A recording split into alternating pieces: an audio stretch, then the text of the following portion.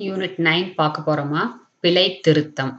பிழை திருத்தத்துல கொஞ்சம் கொஞ்சம் உங்க குறிப்பேட்டு பதிவு வர்ற மாரி இருக்கும். திருத்த பதிவு வர்ற மாரி இருக்கும். கொஞ்சம் கவனமா கவனிச்சீங்க அப்டின்னீங்கன்னா, ரொம்ப ஈஸியான ஒரு லெசன் பிழை திருத்தம் அப்டிங்கிறது. இதுல என்னென்ன நம்ம பார்க்க போறோம் அப்டின்னீங்கன்னா, பிழை அப்டின்னா என்ன பொருள் பார்க்க போறோம். கணக்கியலின் பல்வேறு நிலையில நிகழக்கூடிய பிழைகள். நம்ம என்னென்ன பிழைகள் செய்றோமோ நோட்ல, அந்த பிழைகள் தான் இந்த பிழைகள். சரியா? நம்ம செய்றோம். அதே தான் உங்களுக்கு கணக்கை பதிவு செய்யக்கூடியவங்களும் பிழைகள் செய்வாங்க. மேனுவல்ல தான் செய்யும்போது, அந்த பிழைகளை எப்படி திருத்தம் செய்வது அப்படிங்கிறத பார்க்க போறோம். அடுத்து பார்த்தீங்கன்னா, பிழைகளுடைய வகைகள் அப்படிங்கிறது பார்க்க போறோம். அடுத்து இருப்பாய்வு வெளிப்படுத்தும் மற்றும் வெளிப்படுத்தா பிழைகள். எல்லா பிழைகளுமே இருப்பாய்வு வெளிப்படுத்தாது. இருப்பாய்வுன்னா என்ன அப்படிங்கிறத கொஞ்சம் ரீகால் பண்ணிறலாம். நெக்ஸ்ட்டு பிழைகளை கண்டறிவதில் உள்ள படிநிலைகள். எப்படியெல்லாம் பார்த்தீங்கன்னா, பிழைகளை கண்டுபிடிக்கலாம் அப்படிங்கிறது இதில பார்க்க போறோம் இந்த லெசன்ல. இதுக்கு முன்னாடி பார்த்தீங்க அப்படின்னீங்கன்னா, நம்ம என்ன பார்த்துருக்குறோம்? குறிப்பேட்டு பதிவு. சரிங்களா? ஃபர்ஸ்ட்டு எடுத்தோனே நடவடிக்கைன்னா என்ன? அதுலேருந்து எப்படி குறிப்பேட்டு பதிவுகள் நம்ம பதிவோம். அந்த குறிப்பேட்டு பதிவுகள் பதிவதற்கான விதிமுறைகள் என்ன? ஒரே விதி தான் பொன்னான விதி அப்படின்னு உங்க புக்ல குடுத்துருப்பாங்க. ஆள்சார் கணக்கு, சொத்து கணக்கு, பெயரளவு கணக்கு. ஆள்சார் கணக்குல 2 பற்று, வரவு அப்படின்னு சொல்லிட்டு எப்படி பெறுபவர் கணக்கை பற்றுவை, தருபவர் கணக்கை வரவை. அதே இது சொத்து கணக்குன்னா உள்வரும் சொத்து, பற்று, வெளிச்செல்லும் சொத்து, வரவு. அதே இது பெயரளவு கணக்கு செலவுகளும் நட்டங்களும் பற்றுவை, வருமானங்களையும் ஆதாயங்களையும் வரவை அப்படின்னு சொல்லிட்டு நம்ம இந்த குறிப்பேட்டு பதிவுல இந்த விதிகளை கணக்கின் விதிகளை பயன்படுத்தி பதிவு செஞ்சோம். அதிலிருந்து நம்ம எங்க குறிப்பேட்டு நடவடிக்கையில எப்படி பதிவு செஞ்சோம் அப்படிங்கிறத முடிச்சுட்டு, அதுக்கப்புறமா பேரேட்டுக்கு நம்ம எடுத்துட்டு போயிருவோம். இல்லையா? துணை ஏடு குறிப்பேட்டுக்கு பதிலா நம்ம துணை ஏடும் நம்ம பதிவு செய்யலாம். அதிலிருந்து நம்ம பேரேட்டுக்கு எடுத்துட்டு போவோம். பேரேட்ல இருப்பு கட்டுவோம். இருப்பு கட்டி இருப்பாய்வுன்னு ஒண்ணு தயாரிப்போம். சரிங்களா? இந்த இருப்பாய்வு அப்படிங்கிறது இந்த இடத்துல சொல்றோமா, இந்த இருப்பாய்வுன்னு ஒண்ணு தயாரிப்போம். பேரேட்டின் இருப்புக்களை வைத்து இருப்பாய்வு தயாரிப்போம். இருப்பாய்வு சில சமயத்துல உடன்படும். பல சமயத்துல உடன்பற்றும். சில சமயத்துல உடன்படாது. அந்த உடன்படலைன்னா டேலி ஆகாது. அப்போ நம்ம அனாமத்து கணக்குன்னு ஒண்ணு நம்ம இந்த அனாமத்து கணக்குன்னு ஒண்ணு உருவாக்குவோம். அனாமத்து கணக்கு அப்டின்னா என்ன? இருப்பாய்வு உடன்படாத சூழ்நிலையில தற்காலிகமாக ஏற்படுத்தப்படக்கூடிய ஒரு கணக்கு தான் அனாமத்து கணக்கு. தற்காலிகமாக ஏற்படுத்தியிருக்கிறோம். பிழைகளை கண்டுபிடிச்சு அத நம்ம கேன்சல் பண்ணிருவோம். சரிங்களா? ரப்பர் வச்சு அழிச்சு, திருத்தி அந்த மாரி கொண்டு வர மாட்டோம். இது வந்து பற்று அதிகமா இருந்துச்சுன்னா வரவு வச்சோ, வரவு அதிகமா இருந்தா பற்று வச்சோ, அந்த மாரி பிழைகள நம்ம கேன்சல் பண்ணி எடுத்துட்டு வருவோம். அதுக்கப்புறமா இந்த அ துணை ஏட்ல பார்த்தீங்கன்னா 2 வகை இருந்துச்சு. ஒண்ணு கடன் நடவடிக்கை பதிவு செய்யக்கூடிய கொள்முதல் ஏடு, விற்பனை ஏடு, கொள்முதல் திருப்ப ஏடு, விற்பனை திருப்ப ஏடு, பெறுதற்குரிய மாற்றுச்சீட்டு ஏடு, செலுத்தற்குரிய மாற்றுச்சீட்டு ஏடு. அதே இது ரொக்க நடவடிக்கையா இருந்துச்சுன்னா, ரொக்க ஏடுன்னு ஒண்ணு இருந்துச்சு. அந்த ரொக்க ஏடு பார்த்தீங்க அப்படின்னீங்கன்னா, தனிப்பத்தி ரொக்கேடு, இருபத்தி ரொக்கேடு, முப்பத்தி ரொக்கேடு அப்படின்னு சொல்லிட்டு இருந்துச்சு. சரிங்களா? அதான் ரொக்க ஏடு தயாரித்தல். அப்புறம் துணை ஏடு தயாரித்தல். துணை ஏட்லேருந்து பேரேட்ல எடுத்து எழுதக்கூடிய வழிமுறை என்னன்னு பார்த்தோம். பேரேட்டு கணக்குல இருப்பு கட்டும் நடைமுறை. எப்படி? உங்களுக்கு பேரேட்ல பதிவு செஞ்சதுக்கு அப்புறமா, பற்று அல்லது வரவுல உங்களுக்கு தொகை அதிகமாக இருக்கும். எந்த பக்கம் தொகை அதிகமா இருக்கோ, அந்த பக்கம் கூட்டல் மொத்தம் போட்டு, அத வந்து நீங்க எதிர் திசையில கொண்டு வந்து, எதிர் திசையில இருப்பு கட்டுவீங்க. அதுக்கு பேரு இருப்பு கீழ் இறக்கம். அத அ ஆப்போசிட் எதிர்பக்கத்துல இருப்பு கீழ் கொணதலாக நீங்க கொண்டு வருவீங்க. சரிங்களா? அந்த பற்று இருப்பு, வரவு இருப்பு அப்படின்னு சொல்லிட்டு நம்ம கண்டுபிடிப்போம். பேரேட்ல. அத கண்டுபிடிச்சு நம்ம இருப்பாய்வுன்னு ஒண்ணு தயாரிப்போம். சரிங்களா? அந்த இருப்பாய்வு தயாரிக்கிறது எளிதான ஒரு முறை தான். உங்களுக்கு நடவடிக்கைன்னா என்ன அப்படின்னு புரிஞ்சு, குறிப்பேட்ல நீங்க கரெக்ட்டா பதிவு செஞ்சுட்டீங்கன்னா, பேரேடு அப்படிங்கிறது தான் கொஞ்சம் திணறும். பேரேட்ட நம்ம எப்படி போஸ்ட் பண்ணணும் அப்படிங்கிறத தெளிவா ஒரு சம் பார்த்தாலே போதும். உங்களுக்கு எல்லா சம்முமே ஒரே மாதிரி தான் இருக்கும். அப்ப நீங்க பேரேடு புரிஞ்சிருச்சுன்னா, எல்லா சம்முமே உங்களுக்கு எல்லா சாப்டருமே உங்களுக்கு ஈஸியா இருக்கும். பேரேடு தான் உங்களுக்கு கொஞ்சம் கன்ஃப்யூஸ் ஆகும். பேரேடுக்கு அப்புறமா துணையேடு. துணையேடு ஒரு பேஜ்ல தான் போட போறோம். ரொக்க ஏடுங்கிறது பேரேடு மாதிரியே தான். ரொக்க ஏடு. குறிப்பேடும், பேரேடும் சேர்ந்த மாரியே தான் உங்களுக்கு ரொக்க ஏடு வரும். அதுக்கப்புறம் பார்த்தீங்க அப்படின்னீங்கன்னா, இருப்பாய்வு. இருப்பாய்வு ஈஸியானது. இருப்பாய்வுலருந்து இறுதி கணக்கு தயாரிக்கிறது. அதுக்கு நடுவுல பார்த்தீங்கன்னா, வங்கி சரிக்கட்டும் பட்டியல், பிழைகள், அது மாரி தேய்மானம் இதெல்லாம் வரும் உங்களுக்கு. இதெல்லாம் உங்களுக்கு பேரேடா உங்களுக்கு அனுசரிச்சு, குறிப்பேட்ட அனுசரிச்சே தான் எல்லாமே உங்களுக்கு வரும். ஓகேவா? இப்ப பார்த்தீங்க அப்படின்னீங்கன்னா, இந்த பிழைகள்ல நம்ம என்னென்ன தெரிஞ்சுக்க போறோம் சொற்கள் அப்படிங்கிறது செய்பிழை, நம்ம செய்யக்கூடிய பிழைகள். விடுபிழை நம்ம ஏதாவது நடவடிக்கையிலிருந்து குறிப்பேட்டு பதிவு எழுதும்போதோ, அல்லது குறிப்பேட்டிலிருந்து பேரேட்ல எழுதும்போதோ விட்டுட்டு அடுத்த ஸ்கிப் பண்ணிருது. அதான் விடுபிழை. நெக்ஸ்ட் பார்த்தீங்கன்னா, விதிப்பிழை. தவறாக விதியை பயன்படுத்துவது. ஈடு செய் பிழை. நம்ம செய்யக்கூடிய 2 பிழைகள் அதுவா ஈடு ஆயிக்கும். சரிங்களா?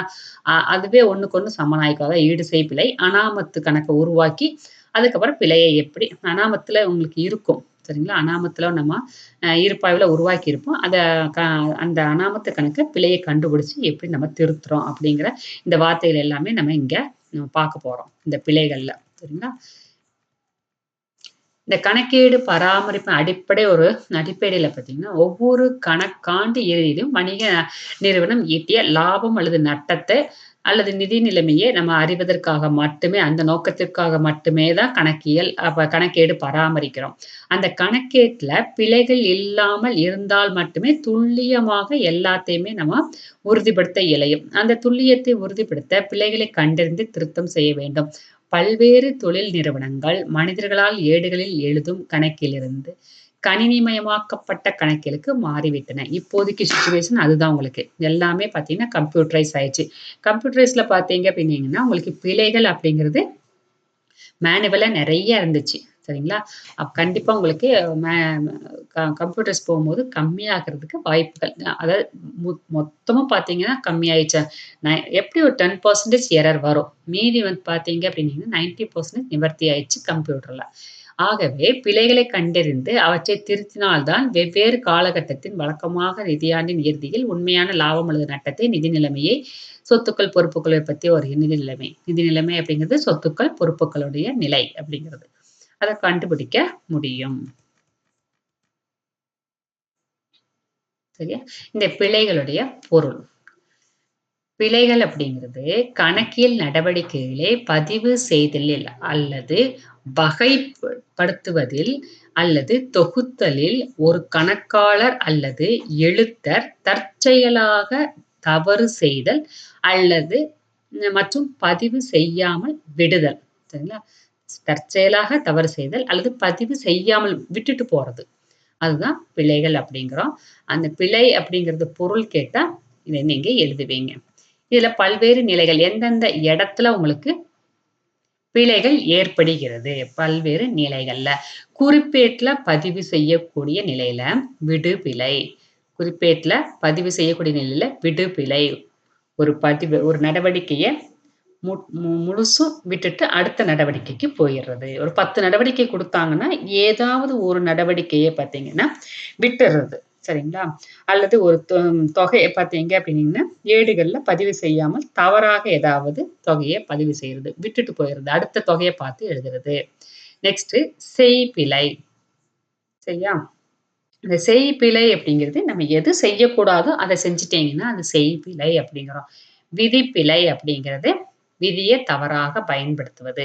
ஒண்ணொண்ணுக்கும் விளக்கம் வரும். அதனால ஜஸ்ட் என்னன்னு இப்ப சொல்லிட்டு போறேன். பேரேட்ல எழுதும் போதும் விடுபிழை அப்படிங்கிறது வருது. இங்க எப்படி விடுபிழை வரும்னா, குறிப்பேட்டுல பதிவு செஞ்சு முடிச்சுட்டீங்க. அங்கருந்து நம்ம பேரேட்டுக்கு எடுத்து எழுதும்போது, பற்றையும் நீங்க எடுத்துட்டு போவீங்க, வரவையும் நீங்க எடுத்துட்டு போவீங்க. இல்லையா? ஒரு நடவடிக்கையில இருந்து 2 தன்மை இருக்கும். பற்றுத்தன்மை, வரவுத்தன்மை. அந்த 2 தன்மையும் பேரேட்டுக்கு நீங்க எடுத்துட்டு போவீங்க. ஏதாவது ஒரு தன்மைய எடுத்துட்டு போயிட்டு, ஒரு தன்மைய எடுத்துட்டு போகாம இருக்கலாம். அது மாரி பிழைகள் நம்மளுக்கே ஏற்படும். நம்ம பேரேட்ல பதிவு செய்யும்போதே அந்த மாரி நம்ம செய்வோம். அது ஒரு தன்மை 2 தன்மையும் விட்டுட்டீங்கன்னா முழு விடுபிழை. ஏதாவது ஒரு தன்மைய மட்டும் பதிவு செஞ்சுட்டு ஒரு தன்மைய விட்டுட்டீங்கன்னா பகுதி விடுபிழை. நெக்ஸ்ட் செய்பிழை. தவறான கணக்கில் எடுத்தெழுதல். நம்ம எது செய்யக்கூடாதோ அத செஞ்சுட்டீங்க. தவறான கணக்குல போய் எடுத்து எழுதிட்டீங்க. ரவின்னு ஒரு கணக்கு இருக்குது. ராஜன்னு ஒரு கணக்கு இருக்குது. சரியா? ரவியில எழுதுறத ராஜன்ல போய் எழுதிறது. அது தவறான கணக்கு. தவறான தொகை. சரியா? தவறான தொகை அப்படிங்கிறது ரூ. 1000 இருக்கும். நமக்கு மனசு 1000 தான் சொல்லும். நம்ம எழுதுறது 100ன்னு எழுதி வச்சிருப்பீங்க. இல்ல 10,000ன்னு எழுதிருப்பீங்க. அந்த மாரி தவறான தொகை. இல்ல 972ன்னு இருக்கிறத 927ன்னு மாத்திருவீங்க. அந்த மாரி தவறான தொகை. தவறான பக்கம். பக்கம் அப்படிங்கிறது பற்று பக்கம், வரவு பக்கம். நீங்க நடவடிக்கையிலிருந்து சரிங்களா? சரி குறிப்பேட்டுல பதிவு செஞ்சு, குறிப்பேட்டிலிருந்து நீங்க பேரேட்டுக்கு எடுத்து எழுதும் பொழுது, ரொக்க கணக்கு பற்றுல போயி முதல்ன்னு எழுதணும். சரிங்களா? ஆனா, ரொக்க கணக்கு பற்றுன்னு மனசு சொல்லும். நீ எழுதுறது பார்த்தீங்கன்னா, வரவுல போயி முதல்ல எழுதி வச்சிருப்பீங்க. தவறான பக்கத்துல போய் எடுத்து எழுதிருவீங்க. இதெல்லாம் செய்யக்கூடாதது நீங்க செஞ்சுட்டீங்க. செய்பிழை. அதுக்கப்புறம் இருப்பு கட்டுக்கூடிய நிலையில என்ன இருக்குது பார்க்கலாம். கணக்குல தவறாக கூட்டுதல். சரியா? கணக்கில பார்த்தீங்கன்னா, தவறான கூட்டுதல். பற்று பக்கம் கூட்டுவீங்க, வரவு பக்கம் கூட்டுவீங்க. அப்புறம் தானே இருப்புக்கீழ் இறக்கம்னு ஒண்ணு கண்டுபிடிக்கிறீங்க. அந்த கூட்டல தப்பா கூட்டிறது.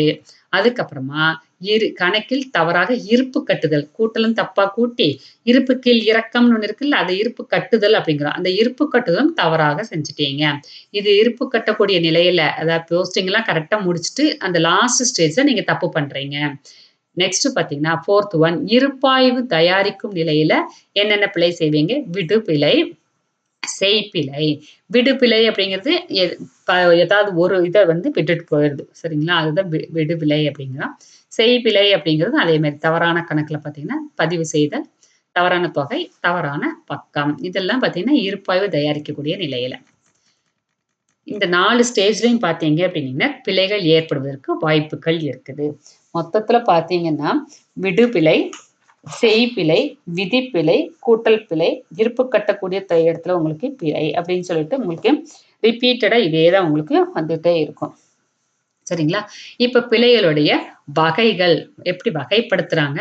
விடுபிழை, செய்பிழை, விதிப்பிழை, ஈடுசெய் பிழைன்னு மொத்தம் 4 வகையா கொண்டு வந்துட்டாங்க. இந்த 4 வகையா உங்களுக்கு குடுத்துருக்குறாங்க. இந்த 4 வகைக்கு என்னென்ன விளக்கம் அப்படிங்கிறது கீழ குடுத்துருக்காங்க. மொத்தமா நெறைய பிழைகள் இருந்துச்சுல, இது 4 வகையா கொண்டு வந்துட்டாங்க. ஃபர்ஸ்ட் ஒன் விடுபிழை. கணக்காளர் நடவடிக்கையை அல்லது ஏதேனும் ஒரு தொகையை நடவடிக்கை அப்படிங்கிறது ஒரு செயல். சரியா? விற்பனை செய்வது, கொள்முதல் செய்வது, முதல் தொழில் தொடங்க முதல் இடுவது, அதுக்கப்புறம் பார்த்தீங்கன்னா, சம்பளம் கொடுப்பது, பங்காதாயம் பெற்றது, வாடகை பெற்றது, அதுக்கப்புறம் கடன் விற்பனை ஏதாவது செஞ்சிருந்தாங்கன்னா, ரொக்க விற்பனை ஏதாவது செஞ்சிருந்தாங்கன்னா, இந்த மாரி ரொக்க கொள்முதல் செஞ்சிருந்தாங்கன்னா, வங்கியில கடன் வாங்கியிருந்தீங்கன்னா, இதெல்லாம் ஒவ்வொரு செயல். அந்த ஒவ்வொரு செயலையும் ஒரு நடவடிக்கை அப்படிங்கிறோம். அந்த நடவடிக்கையை அல்லது ஏதேனும் ஒரு தொகையை கணக்கு ஏடுகளில் பதிவு செய்ய தவறுவதே. கணக்கு ஏடுகளில் பதிவு செய்ய தவறுவதை விட்டுடுறது. சரியா? பதிவு செய்யாமல் விடுவது. குறிப்பேட்டுல பதிவு செய்யாமல் விடுவது விடுபிழை அப்படிங்கிற விடுபிழை என்றால் என்ன? கொஸ்டின் உங்களுக்கு. இந்த முழு விடுபிழையாகவோ அல்லது பகுதி விடுபிழையாகவோ இருக்கலாம்.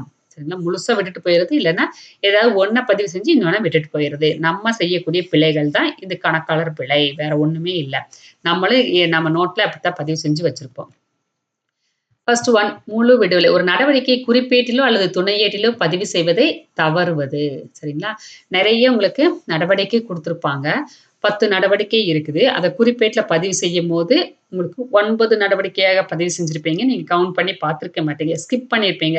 சரியா? ஒரு நடவடிக்கையிலருந்து இன்னொரு நடவடிக்கை நடுவுல இன்னொன்னு இருக்கும். அத வந்து தாண்டி வந்திருப்பீங்க.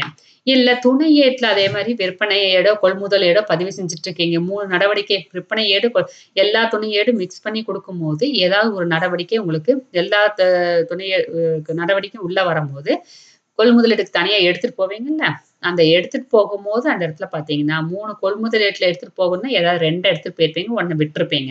அந்த மாரி குறிப்பேட்டிலோ அல்லது துணை ஏட்டிலோ பதிவு செய்ய தவறுவது அல்லது பேரேட்டில் எடுத்து எழுதும்போது, இரு தன்மைகளையும் பதிவு செய்ய தவறுவது முழு விடுபிழை அப்படின்னு சொல்றோம். குறிப்பேட்டிலேயே எழுதும்போது நீங்க தப்பு பண்ணியிருக்கலாம். ஸ்கிப் பண்ணி வந்திருக்கலாம். துணை ஏட்ல எடுத்துட்டு போம்போதும் அதே மாரி ஏதாவது ஒண்ண விட்டுருப்பீங்க. 3 நடவடிக்கைய நீங்க கொள்முதல் கொண்டு போணும்னா, ஏதாவது 2 தான் நீங்க எடுத்துட்டு போயிருப்பீங்க. இல்ல பேரேட்ல எடுத்து எழுதும்போது, இரு தன்மைகளையும் பற்றுத்தன்மை, வரவுத்தன்மை இரு தன்மைகளையும் பதிவு செய்ய தவறுவது. சரிங்களா? ஒரு குறிப்பேடு பதிவு செஞ்சு வச்சிருப்பீங்க. அந்த குறிப்பேட்ட ஸ்கிப் பண்ணி போயிறது. சரிங்களா? குறிப்பேட்ல 10 நடவடிக்கையும் பதிவு செஞ்சுட்டீங்க. அத ஏதாவது ஒரு குறிப்பேடா விட்டுட்டு போயிறது. முழுசா விட்டுட்டு போயிறது முழு விடுபிழை. இது 2 அல்லது அதற்கு மேற்பட்ட கணக்குகளை பாதிக்கும். 2 கணக்குகளை உங்களுக்கு கண்டிப்பா பாதிக்கும். 2 தன்மையும் பதிவு செய்யலைல, அப்ப 2 கணக்கும் உங்களுக்கு பாதிக்கும். ஆதவன் நிறுவனத்திடமிருந்து கடனுக்கு எந்திரம் கொள்முதல் செய்தது. எந்திரம் வந்து கொள்முதல் செஞ்சிருக்கிறீங்க. அதுவும் கடனுக்கு கொள்முதல் செஞ்சிருக்கிறீங்க. இத குறிப்பேட்ல நீங்க பதிவு செய்யப்படவில்லை. அது முழுசா விட்டுட்டீங்க அப்படியே. அதுக்கு பேரு முழு விடுதலை. அறிவுச் செல்வனுக்கு கடனுக்கு விற்ற சரக்கு வித்தது. விற்பனை ஏட்டில் பதிவு செய்ய அதாவது துணை ஏடு. விற்பனை ஏடுங்கிறது துணை ஏடு. சரிங்களா? துணை ஏட்ல பதிவு செய்யப்படல.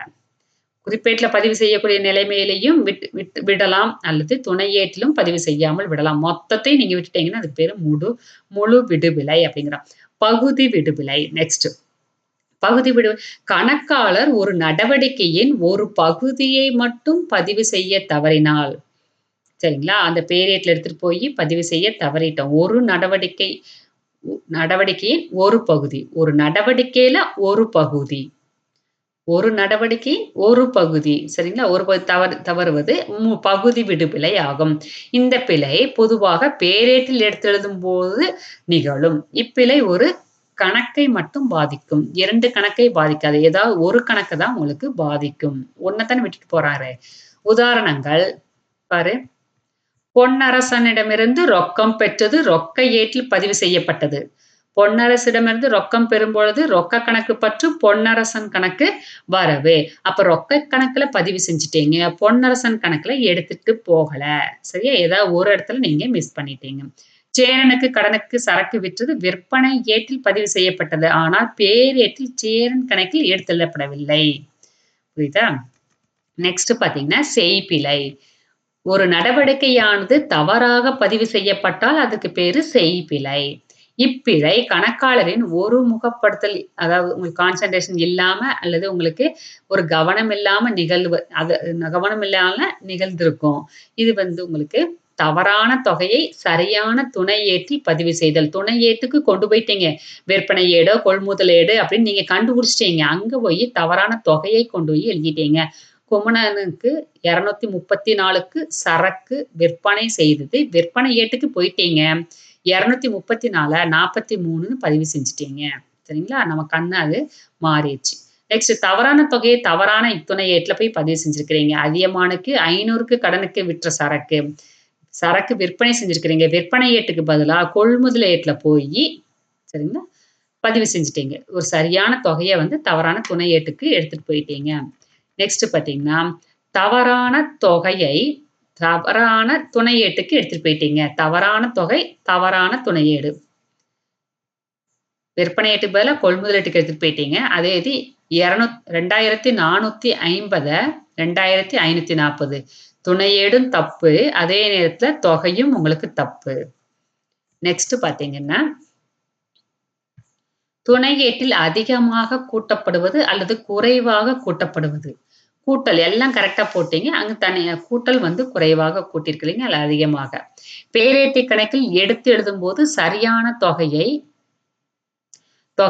தவறான பக்கத்தில் எழுதுவது. சரியான தொகைய எடுத்துட்டு போறீங்க. தவறான பக்கத்துக்கு கொண்டு போயிட்டீங்க. நெக்ஸ்ட் பாத்தீங்கன்னா, பேரேட்டு கணக்கில் தவறான தொகையை சரியான பக்கம். தொகை தப்பு. ஆனா சரியான பக்கத்துக்கு எடுத்துட்டு போயிட்டீங்க. பேரேட்டு கணக்கில் தவறான பக்கத்தில் தவறான தொகை. சரியான தொகையை தவறான பேரேட்டு கணக்கில் பதிவு செய்தல்.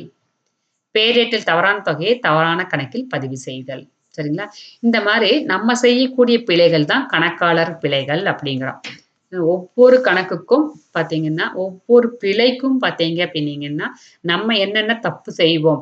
நடவடிக்கையே நம்ம சரியா புரியாம இருந்துட்டீங்க அப்படின்னீங்கன்னா, குறிப்பேட்டுல பதிவு செய்யும்போது தவறாக பதிவு செய்வோம். அதே தான் இங்க செய்றாங்க. இல்லை நடவடிக்கையெல்லாம் சரியா எனக்கு புரிஞ்சிருச்சு. குறிப்பேட்ட நான் கரெக்ட்டா பதிவு செய்றேன்னு பதிவு செய்வீங்க. ஏதாவது ஒரு நடவடிக்கையை விட்டுருவீங்க. சரிங்களா? அந்த மாரி. இல்ல குறிப்பேட்டுல பதிவு செய்யும்போது ஏதாவது ஒரு ப ப பகுதிய உங்களுக்கு விட்டுர்றீங்க. பகுதி விடுதலையா இருக்கலாம். இல்ல தவறாக விதியை பயன்படுத்தியிருக்கலாம். அதே மாரி பேரேட்டுக்கு எடுத்துட்டு போகும்போது தான் நெறைய தப்பு வரும்.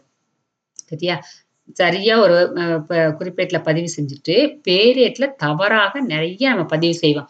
இப்பமே பார்த்தீங்க அப்படின்னீங்கன்னா, பேரேடு அப்படிங்கிறது தான் கொஞ்சம் நீங்க கஷ்டப்படுவீங்க. குறிப்பேட்ட விட பேரேடு கொஞ்சம் கஷ்டப்படுவீங்க. எப்படி கொண்டு போகணும்? எப்படி எழுதுறது? அப்படிங்கிற ஒரு கன்ஃப்யூஷன் இருந்துட்டே இருக்கும். ஆனா, ஒரு கணக்கு நீங்க கரெக்ட்டா நிறுத்தி நிதானமா ஒரு கணக்கு நீங்க போட்டு இருப்பு கட்டி, இருப்பாய்வு தயார் பண்ணிட்டீங்க அப்படின்னீங்கன்னா, நீங்க கடைசி லெசன் வந்தா கூட எக்ஸாம்ல பேரேட்ட தான் அட்டெண்ட் பண்ணுவீங்க. அத அட்டெண்ட் பண்ணக்கூடாது அப்படின்னு நான் சொல்லுவேன். ஏன்னா, டைம் நெறைய வேஸ்ட் ஆகும் பேரேட்ல. ஸ்பேஸும் நெறைய வேஸ்ட் ஆகும். 4, 5 பக்கத்துக்கு வரும். அந்த மாரி இருக்கும்போது உங்களுக்கு கரெக்ட்டா அந்த டைம்க்குள்ள 3 மணி நேரத்துக்குள்ள உங்களுக்கு இந்த கொஸ்டின் பேப்பர் ஆன்ஸர் எழுத வருது. ரொம்ப சிரமம். பே ரேட்ட நீங்க டச் பண்ணீங்கன்னா. அதுக்கு பதிலா சிம்பிளா ஒரே பேஜ்ல போடுற மாரி பிஆர்எஸ் அதாவது வங்கி சரிக்கட்டும் பட்டியல் இருக்குது, பிழைகள் இருக்குது அப்படின்னு சொல்லிட்டு தேய்மானம் உங்களுக்கு ஈஸியா போடலாம். அதெல்லாம் சொன்னோம் அப்படின்னீங்கன்னா, அத வந்து டச் பண்ண மாட்டாங்க. பே ரேட்ட தான் டச் பண்ணுவீங்க. ஏன்னா புரிஞ்சிருச்சுன்னா ரொம்ப ஈஸி. புரியிற வரைக்கும் ரொம்ப சிரமம். அந்த புரியிற வரைக்கும் சொன்னா, அப்ப பிழைகள் நீங்க என்னென்ன பிழைகள் செய்வீங்களோ, அந்த பிழைகள் தான் இந்த 10, 12 பிழைகளும். சரிங்களா? இங்க இருக்கு 12, 13 பிழைகள் இருக்கு. ஒவ்வொன்னும் பார்த்தீங்கன்னா, உங்களுக்கு நெறைய பிழைகள் அதுக்கு எல்லாமே உதாரணங்கள் உங்களுக்கு குடுத்துட்டே இருக்கு. நெறைய குடுத்துருக்காங்க. தவறான தொகையை தவறான பேரேட்டில் பதிவு செய்தல். பேரேட் தவறான தொகையை தவறான கணக்கில் பதிவு செய்தல். நெக்ஸ்ட்டு பேரேட்டு கணக்கில் இருமுறை எடுத்தெழுதல். ஒரு ஒரு பதிவ 2 தடவ எடுத்துட்டு போயிறது. ஒவ்வொன்னுக்கும் ஒரு உதாரணம் குடுத்துருக்காங்க. ஒரு நடவடிக்கை குறிப்பேட்டில் 2 முறை பதிவு செய்தல். ஒரே நடவடிக்கைய குறிப்பேட்ல 2 தடவ பதிவு செய்றது. ஒரு கணக்கில் ஒரு பக்கத்தில் சரிங்களா? ஒரு பக்கத்திலிருந்து அடுத்த பக்கத்திற்கு கூட்டல் தொகையை எடுத்தெழுதும்போது ஏற்படக்கூடிய பிழைகள். அடுத்த பக்கத்திற்கு எப்படி கூட்டல் தொகைய எடுத்துட்டு போவாங்க? இப்ப நம்ம ஒரு கல்யாண வீட்டுக்கு போறீங்க. மொய் வைக்கிறீங்க. மொய்யுக்குன்னு தனியா ஒரு நோட்ட போட்டு எழுதிட்டு இருப்பாங்களா? ஃபர்ஸ்ட் பேஜ் முடிஞ்ச உடனே அதுல ஒரு கூட்டல் போட்டு அடுத்த பேஜ்க்கு எடுத்துட்டு போவாங்க. சரிங்களா? அப்ப நம்ம ச மொய் கட்ட கட்ட மொய் பணத்த எழுத எழுத அந்த மாரி கூட்டல் போட மாட்டாங்க. கடைசில முடிக்கும்போது அந்த கூட்டல் போடும்போது, முதல்ல ஒரு 10 பேர் எழுதியிருக்கிறாங்கன்னா, அந்த 10 பேர் எவ்வளோ தொகை குடுத்தாங்கன்னு போட்டு ஒரு ரவுண்ட் பண்ணி வச்சுருவாங்க. அடுத்த பேஜ் பார்த்தீங்கன்னா, உங்களுக்கு அந்த தொகைய எடுத்துட்டு போயிருவாங்க. பின்னாடி எடுத்துட்டு போயி ஃபர்ஸ்ட் லைனுக்கு மேல பார்த்தீங்கன்னா, அந்த தொகைய எழுதிட்டு, அதுக்கப்புறமா ஒரு 10 பேர் குடுத்துருப்பாங்கல்ல, அத கூட்டுவோம். இப்படியே கூட்டிட்டு போவாங்க. முதல் பக்கத்திலிருந்து 2வது பக்கத்துக்கு எடுத்துட்டு போம்போது தவறா எடுத்துட்டு போறது. கூட்டல் தொகைய. சரியா? அதுதான் உங்களுக்கு இங்க. நெக்ஸ்ட் பார்த்தீங்கன்னா, பேரீட்டு கணக்கை இருப்பு கட்டும்போது ஏற்படக்கூடிய பிழைகள். இருப்பு கட்டும்போது நெறைய பிழைகள் வரும் உங்களுக்கு. இதெல்லாம் பார்த்தீங்க அப்படின்னீங்கன்னா, நீ செய்யக்கூடாதத செய்யக்கூடிய ஒரு சில பிழைகள். நெக்ஸ்ட் பார்த்தீங்கன்னா, எது செய்யக்கூடாதோ அத நீங்க செஞ்சுட்டீங்கன்னா, ஒரு பிழை அப்படிங்கிறோம். அதுதான் செய்பிழை அப்படிங்கிறோம். 3வது விதிப்பிழை. விதியை தவறாக பயன்படுத்தல். இதுக்கு முன்னாடி பார்த்தீங்கன்னா, ஒவ்வொன்னுக்கும் ஒவ்வொரு எடுத்துக்காட்டு குடுத்துருக்காங்கம்மா. நான் ஒரு எடுத்துக்காட்ட நான் வந்து வாசிக்கவே இல்ல. உங்களுக்கு புரியும் அப்டின்ட்டு விட்டுட்டு போயிட்டேன். தவறான தொகையை சரியான துணையேடு. தவறான தொகை அப்படிங்கிறது குமணனுக்கு 234 கடனுக்கு சரக்கு வித்தது. விற்பனை ஏட்ல சரியா எடுத்துட்டு போயிட்டீங்க துணையேடு. தவறான தொகைய எடுத்துட்டு போயிட்டீங்க. நெக்ஸ்ட் சரியான தொகையை தவறான துணையேடு. ரூ. 500ங்கிறது சரியானது. துணையேடு அப்படிங்கிறது விற்பனை வித்திருக்கிறீங்க. விற்பனை ஏட்டுக்கு பதிலா கொள்முதல் ஏட்டுக்கு எடுத்துட்டு போயிட்டீங்க. நெக்ஸ்ட் தவறான தொகை, தவறான துணையேடு. சரிங்களா? இதையும் நான் சொன்னேன். தவறான தொகை, தவறான வித்திருக்கிறீங்க. விற்பனை ஏட்டுக்கு பதிலா கொள்முதல் ஏட்டுக்கு வந்துட்டீங்க. தொகை பார்த்தீங்கன்னா, 2450க்கு பதிலா 540 போயிட்டீங்க. 2மே தப்பு. அதுக்கப்புறமா துணையேட்டில் அதிகமாக கூட்டப்படுவது. சரிங்களா? ஒரு ரூ. 500 அதிகமாக கூட்டியிருக்கிறீங்க. இல்லன்னா குறைவாக கூட்டுறது. 2 வேணாலும் எப்படி வேணாலும் உங்களுக்கு செய்யலாம். கூட்டல் தொகை தப்பு.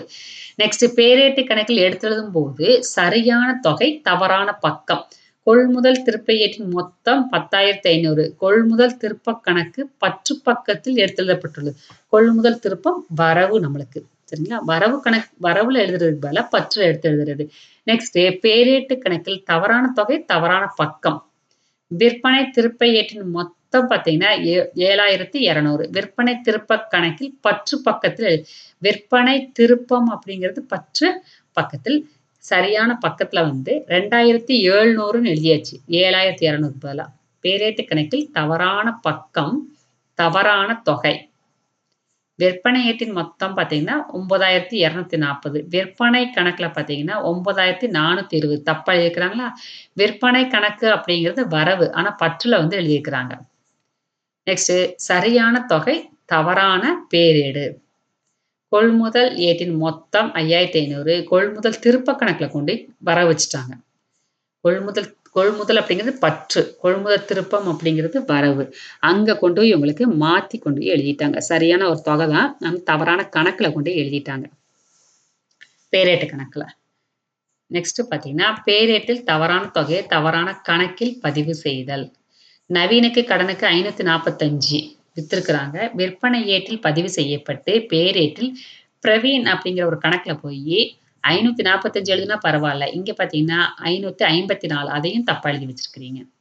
பேரேட்டு கணக்கில் 2 முறை ப பிரம பரிமளா அப்படிங்கிறவங்களுக்கு கடனுக்கு 500க்கு வித்திருக்கிறீங்க. விற்பனை ஏட்டில் பதிவு செய்யப்பட்டு இருமுறை பரிமளம் கணக்குல போய் எழுதி வச்சுக்கிறீங்க. ஒரு நடவடிக்கை குறிப்பேட்டில் 2 முறை பதிவு செய்தல். கடனுக்கு 2000க்கு அ மோகனாம்பாளுக்கு கடன் வித்திருக்கிறீங்க. 2 முறை விற்பனை ஏட்ல போய் பதிவு செஞ்சிருக்கிறீங்க. ஒரு கணக்கில் ஒரு பக்கத்திலிருந்து அடுத்த பக்கம். 15ஆம் பக்கத்திலிருந்து 16வது பக்கத்துக்கு எடுத்துட்டு போகும்போது, தொகைய தவறாம எழுதியிருக்கிறீங்க. பேரேட்டு கணக்கை எ இருப்பு கட்டும்போது பிழைகள் ஏற்படும். நெக்ஸ்ட் விதிப்பிழை அப்படிங்கிறது, விதியை தவறாக பயன்படுத்துவதுன்னு சொன்னேன். சொத்துக்கள் வாங்கியதை கொள்முதல் ஏடு. சொத்துக்கள் வாங்குவதுன்னா உள்வரும் சொத்து அப்படின்னு ரூல்ஸ பயன்படுத்தணும். நீ சொத்த வாங்குன உடனே அது வந்து சரக்குன்னு நெனச்சு கொள்முதல் ஏட்ல போய் பதிவு செஞ்சிருப்பீங்க. அது தப்பு. சொத்தை விற்கும்போதும் அதே மாரி வெளிச்செல்லும் சொத்துன்னு சொல்லி சொத்து அந்த வெளி சொ சொத்த வந்து வரவு வைக்கணும். ஆனா, நீங்க அந்த சரக்கு வெளில போன மாரி விற்பனை ஏட்ல போய் நீங்க பதிவு செஞ்சிருக்கிறீங்க. நெக்ஸ்ட் முதலின செலவை வருவாயின செலவாக பாதித்தல். கூடுதல் அறை கட்டுவதற்காக ஒரு செலவு பார்த்தீங்கன்னா 3000 கூடுதல் அறை கட்டுறது. இன்னொரு ரூம் போடுறாங்க. ரூ. 3000 பழுதுபார்ப்பு செலவு கணக்குல பற்று வச்சிருக்கிறீங்க. அது பார்த்தீங்கன்னா, பழுதுபார்ப்பு கிடையாது. அது பில்டிங் கட்டுறீங்க. முதலின செலவு. சரிங்களா? ஆனா வருவாயின செலவாக நீங்க நெனச்சுட்டீங்க. நெக்ஸ்ட் ஒரு வருவாயின செலவை முதலின செலவாக பாதித்தல். அது என்ன? இயந்திரம் பழுதுபார்க்க செலுத்தியது. சரிங்களா? ஒரு புது இயந்திரம் வாங்கி பழுதுபார்ப்பு செஞ்சு நீங்க ஃபிட் பண்ணீங்கன்னா, அது வந்து ஒரு முதலினம். இங்க பார்த்தீங்கன்னா, இது பார்த்தீங்கன்னா முதலினம் கிடையாது. வருவாயினம். வருஷா வருஷம் பார்த்தீங்கன்னா, இயந்திரம் ஓடிட்டே இருக்குதா? ஓடிட்டே இருக்கும்போது கண்டிப்பா ரிப்பேர் வரும். அது பழுது பார்க்க தான் செய்வோம். அது வருவாயினத்துக்குள்ள வரும். அந்த வருவாயினத்த பதிவு செய்றதுக்கு பதிலா, அத இயந்திர கணக்குல போய் நீங்க பற்று வச்சிருக்கிறீங்க. முதலின கணக்காக பாவிச்சிருக்கிறீங்க. இதெல்லாம் பார்த்தீங்கன்னா, விதியை தவறாக பயன்படுத்துதல். ஈடு செய் பிழை. வெவ்வேறு பிழைகள் ஒன்றுக்கொன்று ஈடு செய்வையாக அமைந்தால், அவை ஈடு செய் பிழை எனப்படும். இப்பிழைகள் தொடர்புடைய கணக்கிலோ, அல்லது தொடர்பு இல்லாத கணக்கிலோ நிகழலாம். எப்படி வேணாலும் நிகழலாம். நம்மளே வந்து பார்த்தீங்கன்னா, எங்கேயோ பிழை ஏற்பட்டிருக்கும். எங்க ஏற்பட்டிருக்கு கண்டுபிடிக்க முடியாது. நம்மளுக்கே பார்த்தீங்கன்னா, கண்டுபிடிச்சதுக்கு அப்புறம் சிரிப்பா வரும். எப்படி இப்படி நம்ம போட்டோம்? அதுவா அட்ஜஸ்ட் ஆயிரும். சரியா? கூட்டும்போதோ, கழிக்கும்போதோ, பற்று, வரவுன்னு மாத்தி எழுதும்போது, ஏதோ ஒரு இடத்துல நம்ம தப்பு பண்ணியிருப்போம். அதுவா ஈடாயிக்கும். நெக்ஸ்ட்டு இருப்பாய்வு வெளிப்படுத்தும் பிழைகள், வெளிப்படுத்தா பிழைகள். பிழைகள் ஏற்பட்டிருக்கும். நம்ம வந்து தப்பு செஞ்சிருக்கு நம்மளுக்கும் தெரியாது. சரியா? அங்கேயும் நம்ம செஞ்சிருப்போம். ஆனா இப்ப ஏற்பட்டிருக்குது.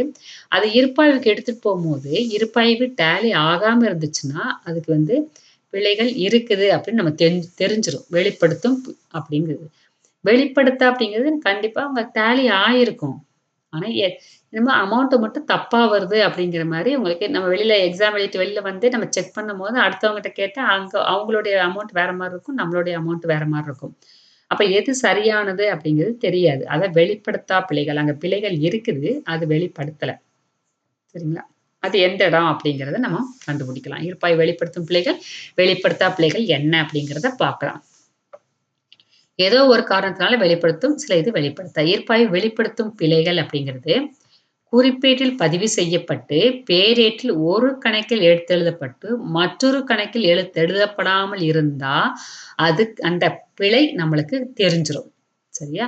அது இருப்பாய்வு வெளிப்படுத்தும். அங்க பிழை ஏற்பட்டிருக்குன்னு சொல்லிட்டு. பேரேட்டில் எடுத்தெழுதும்போது, கணக்கின் தவறான பக்கத்துல எடுத்து எழுதிட்டாலும், அந்த இடத்துல பிழை நம்மளுக்கு தெரிஞ்சிரும். பேரேட்டு கணக்கில் 2 முறை எடுத்தெழுதியிருந்தாலும் அங்க இருப்பாய்வு உடன்படாது. துணை ஏட்டில் அதிகமாக கூட்டப்படுவது அல்லது குறைவாக கூட்டப்படுவது. பேரேட்டு கணக்கில் தவறான தொகையை சரியான பக்கத்தில் கொண்டு போய் எடுத்தெழுதுதல். பேரேட்டு கணக்கில் தவறான தொகையை தவறான பக்கத்தில் எடுத்தெழுதுதல். பேரேட்டு கணக்கில் அல்லது துணை ஏட்டிலோ ஒரு பக்கத்தின் கூட்டுத்தொகையை அடுத்த பக்கத்தில் எடுத்தெழுதும்போது தவறாக எழுதுதல். பேரேட்டு கணக்கை இருப்பு கட்டும் போதும் நிகழக்கூடிய பிழைகள். துணை ஏட்டிலிருந்து பேரேட்டு கணக்கில் எடுத்தெழுதும் போது ஏற்படக்கூடிய பிழைகள். இதெல்லாம் பார்த்தீங்கன்னா, இருப்பாய்வு வெளிப்படுத்திரும். தவறு எங்கேயோ நிகழ்ந்திருக்கிறது அப்படிங்கிறத, இந்த மாரி பிழைகள் நீங்க செஞ்சிருந்தீங்கன்னா, இருப்பாய்வுல வெளிப்படுத்தும். நீங்க இங்க பிழை எங்கேயோ இருக்குது. நீங்க போய் கண்டுபிடிங்க அப்படிங்கிற மாரி அங்க டேலி ஆகாது. அப்ப நம்ம நடவடிக்கையிலிருந்து செக் பண்ணணும். நடவடிக்கை சரியா பதிவு செஞ்சிருக்கிறோமா? குறிப்பேட்ல. அந்த நடவடிக்கை எல்லாம் சரியா பதிவு செஞ்சுட்டீங்கன்னா, அந்த நடவடிக்கையிலருந்து குறிப்பேட்ல பதிவு செஞ்சுட்ட உடனே, அந்த 2 தன்மைகள் இருக்குல்ல, பற்று மற்றும் வரவு 2 தன்மைகளும் பேரேட்டில் சரியா நம்ம எடுத்துட்டு போனோமா? அப்படிங்கிற மாரி பார்ப்பீங்க. அந்த 2 தன்மைகளும் எடுத்துட்டு போயிட்டீங்க அப்படின்னீங்கன்னா, சரியான பக்கத்துல எடுத்துட்டு போயிருக்கிறீங்களா? சரியான தொகைய தான் எடுத்துட்டு போயிருக்கிறீங்களா? சரியா கூட்டியிருக்கிறீங்களா? இது எல்லாத்தையுமே நம்ம செக் பண்ண வேண்டியது வரும். சரிங்களா?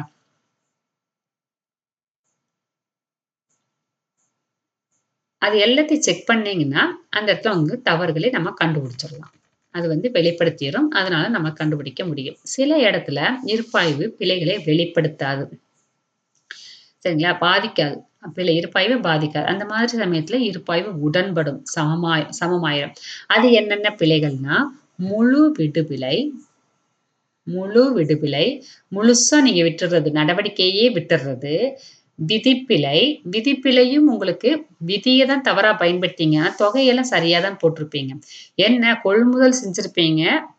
சரிங்களா? அது கொள்முதல் அப்படின்னு சாரி சர அரைகலன் வாங்கியிருப்பீங்க. அத கொள்முதல் நெனச்சு, அங்க அரைகலன் பற்று எழுதுறதுக்கு பதிலா கொள்முதல்னு எழுதி வச்சிருப்பீங்க. ஆனா தொகை சரியா தானே எழுதியிருக்கீங்க. அதனால இருப்பாய்வு உடன்பட்டுரும்.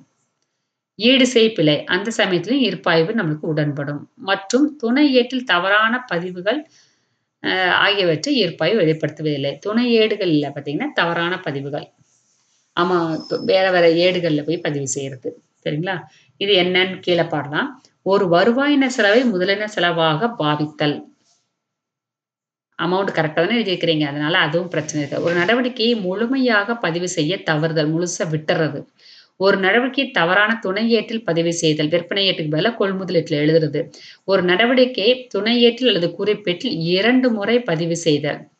அங்கேயும் பிரச்சனை வராது. ஒரு நடவடிக்கையின் தொகையை குறிப்பேட்டில் தவறாக பதிவு செய்தல்.